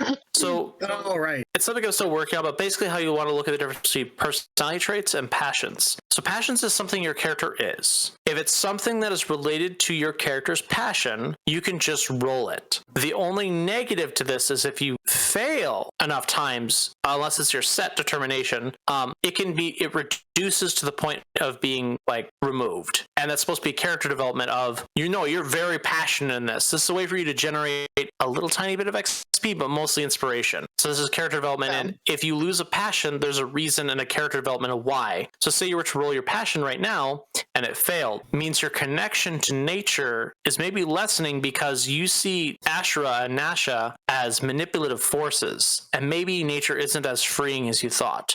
Or so you roll it and you actually succeed, you could say, oh, I should actually start becoming a little bit more connected to nature in the divine sense, not just the magical and physical sense. Like it's one branch of the tree of connectiveness that you're missing. So you can argue a passion in many different ways.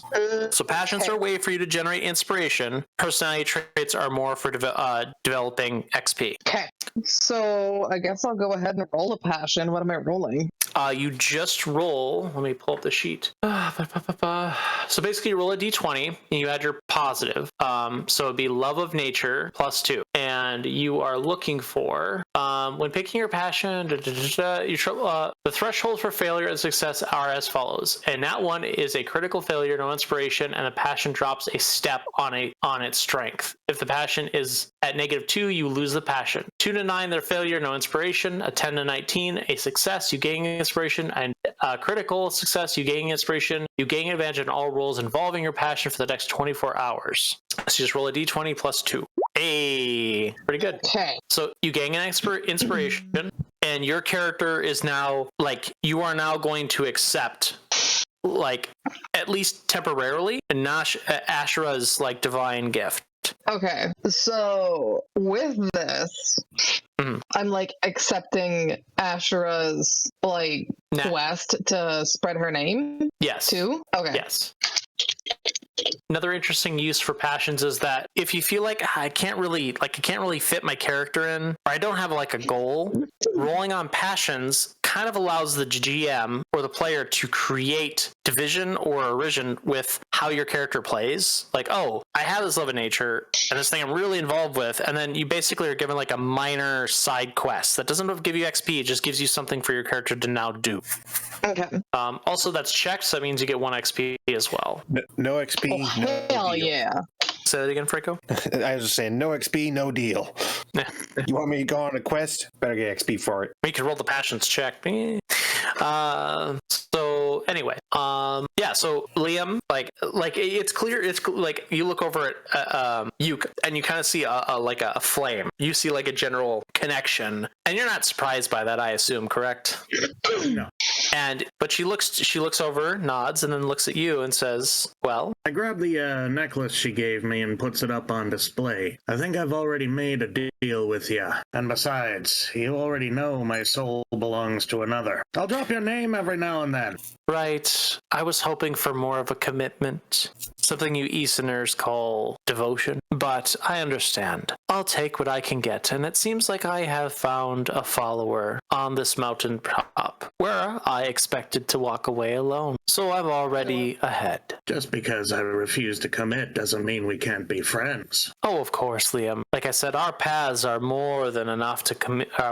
We'll connect more often than I think even you or I know. Till the very end, we are allies. I believe the enemy is the same enemy, and I believe our friends, even ones you don't know, are friends. Glad to hear. I think Talentha is worth reaching out to when you get a moment. I heard that Jurgle is already on board. When you figure out what's wrong with Talos, I'm sure they will also commit. Aye. Well, we gotta see if Talos still be shackled to... Oh shit, what was her name? Talentha, you mean, is shackled to Brashira? Brashra, there it is. Brashira, I think is how I pronounced it. But Well, we'll see if our Talentha be shackled to Brashra still. If so, we figure that out, then get Talentha on board. as you're talking, she's like looking at her wooden nails and like picking underneath them with her other long wooden nails. And she says, Talentha is very naive. She loves to follow, play hide and seek, and does love a good snow pile. If you can catch her out, you should be able to lure her away,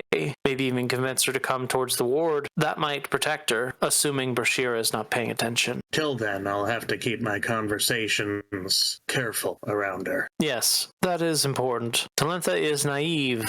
She could very well run home to Mom and explain the dastardly deed that we are trying to do. But I think I've spent enough, very much. But I think I've spent enough time here. Yuka, come here for a second. She gestures to her fluid-like motion wooden hands. Gesture to you. Come close. Yuka steps toward her. She goes to put her hand on your forehead. Do you pull away? Nope. Yeah, what is wood feels like flesh, and it connects with your head, and you feel just a gentle warmth, and then she pulls away. Oh, that is fascinating. She looks down at you and What says, is? well, it looks like you're also spreading Jurgle's divine favor. I sense him in you. At this, raising an eyebrow. That guy? I don't know. I hardly know him. He prefers it that way. I sensed a much stronger pull from that one over there. As she looks over to Sai, who's like got a runny nose and like red face, looks like he's just like about to sneeze. I was gonna say earlier how I'm keeping myself warm is I do my thumb lighter. What's this freaking prestidigitation? And I'm that's what I figured you were one doing. hand like over the flame, and so I'm just like huddled up. Yeah. With that little candle wick of a flame. Yeah, so it's like this like frozen image of like your light like lit up by this tiny little flame and your hands keeping the wind off of it. But yeah, she says, but it's in you too. I didn't feel any rejection from Jurgle, so it seems like he's fine sharing that place. But if you find yourself in need, call out. If I can lend my aid, I will. Take Keep kind. that in mind, lady. Take kind, daughter of the leaf. We will see you again. And as she's speaking, like there's this drift building up of like snow that's just slowly covering her. And Liam, you see like her like melt away, and Yuka, you're like putting your hand up to like block the snow. And everyone else is like just walking. Let's see who I was said. Sheila, then Sai. Kirio. Liam just disappears in front of you. Just like gone. Like literally a frame in a game, just gone. And you notice you have a high enough perception score. You notice like boot prints going back, like them just appearing. Choop, you're live. Choop. Yeah, I was talking. I thought I had mic open. First reaction of suddenly Liam gone, hand on sword and looking around and seeing footprints. I would immediately follow and see if I actually see him. Yeah, you go into like defense stance, like combat stance, and like you turn to like look, and they're like both just off the path, like talking to each other. And they're like, you see like a snowdrift like moving across, like that flies over Sheila, and Sheila like you like react to like this new snowdrift, like go away. and like Sai said that kind of like turns to look at like what the commotion is, because like Sai, you're kind of like focused, so you didn't really see Liam disappear. And same with you, Sheila. You can just tell me. I have a bad perception. I know. But yeah, you like look over there and you're like, huh, when did Yuka and Liam when did Liam, because you wouldn't have known Yuka, like just moved over there? I guess you were like thinking, I must have been too focused on staying warm. But like the camera starts panning out from the cold, and we see like a camera, the whole scene start to darken, and we see that you all like kind of Fellowship of the Ring kind of going up over the mountain and like time lapping, and then slowly the screen darkens and credits roll. But yeah, that's the session for today. In the distance. Yeah, it's Mordor in the distance. We see Sauron's Eye in the other distance, and then we see a weird creature falling off of a rock into a volcano. What? But yeah. I'm precious. Oh, I get it. I mean, Kirio did just get a ring. It's Kirio falling off into the volcano. Precious. Get the kitty. But it's a cat, so it's Peracious. Peracious. There we go. Maybe we're up that I bit. cast Ray of Disintegration. Oh no, the DM's dead. The entire world disintegrates around you. You're hovering in eternal space forever. I win. So you guys, hope you had fun. Next time we'll be heading up to the Great Flame. Can I know where you guys are going to head to the Great Flame so I can prep? Are you going to go to the last place that Druid was seen? Are you going to go to Val's? Or are you just going to go straight towards where the compass brings you? Or are you going to go towards the captain? So we were going to, I would probably vote to go to Val's. Establish a base camp and then move out from there. Sheila says that they would like to visit the Core Peaks. That's nice, but no. Big rock. And when you guys get up over the thing, it would be a very subtle detour for Windwalk. I mean, So, yes. The world is I'm at our over here thinking I could use transport via plants, because I feel like I would have touched a tree or a shrub or something at Val's. Definitely have done that. How many people can you teleport with that? It's like up to 8. That's what I'm reading right now. Here, let me share that shit. On the same plane of For the existence. duration, any creature can step into the target plant and exit from the destination plant by using 5 movement speed. Yep. Although duration is only 1 round. Go. Duration's only 1 round, so that would be, 7 seconds? Yeah, that's 7 seconds. 6 seconds, yeah. Y'all guys go! Doors open. Let's go. It's just a matter of 2, she touches 3, a tree, 4, and 5. then and we all ready in action before she activates a spell. She activates a spell. All of us use our ready to action to go through, and then she follows, follows us. I think if there's 2 more, you would say one he's getting left behind, but I think you could pull it off. Oh no! I'd be like, nope. You're gonna see on how fast I can move. Grab your hands and just. Well, I just figured you could just cast a spell, and as soon as he goes like go, just slapping us on the back. Yeah, if it's someplace I've been, I could also just teleport us. Yep. I believe Val has a teleport circle. Does he? Val Check your teleport does circle. actually. You got one of those. Let me check. I think the Great Flame did. I remember Sai jotting down 1 from the grave. I can't remember where it was though. If it was in Fairbert or if it was in Val's place. I think it was Val's place. Either way. Yes, I quite literally do. Val's estate. I have it right here. Okay, cool. Yeah, so I think I also at some point asked Sai for his list of teleport circles. right. So I think I like the leaf teleport. So I think Yuka will mention that and be like, yeah, it's really simple. We can get through really quickly. We can literally just arrive at Val's with very little effort, no preparation. So we'll do that. What happened with all the talk about, it's about the journey? Skip the journey. It is. It's about the journey. I only want the journey to be 3 minutes. Aye, but I want to get to the next step of the journey as soon as possible. But it's about the journey way. after the journey. I think what Stump is saying is that Stump will go through with his plan if you walk over to Core Peaks at some point. We'll go to Core Peaks at some point. I'll put it on my list. Liam, Aye. can we go to Core Peaks after we're done up here? Aye. Please. Okay. I cast teleport on just Sheila. I Just Sheila. specifically teleport Sheila 266 miles in a north direction. At our Here's the thing: if it's not foggy, I was gonna say if you're at the highest peak of those mountains and there's no fog, you with the curve of the planet, you might be able to see Core Peak. It is really tall, like It's fantasy right style. there. It's not that off course.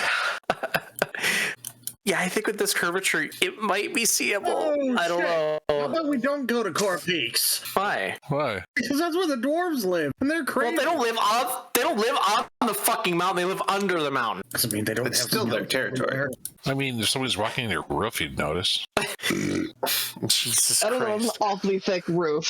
I don't think he has anything to do with this, but you can involve him if you want. Yeah, I think Jesus has long been removed from this planet for a very, very long time. Just leave me out of it. It's just a small place in space. They're like, do we even try anymore? Nope. I see what's over there now. Fuck that. Heaven is now locked. Fucked all of that.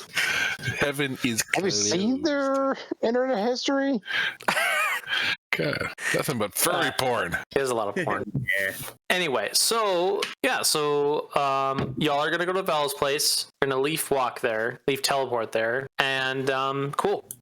I'll have that all prepared. I actually have a couple things for Val's place set up already, so cool. And then real quick, just so before we travel, I will do a sending to Val and let him know that we're dropping in. Just It'd be funnier if we just show up.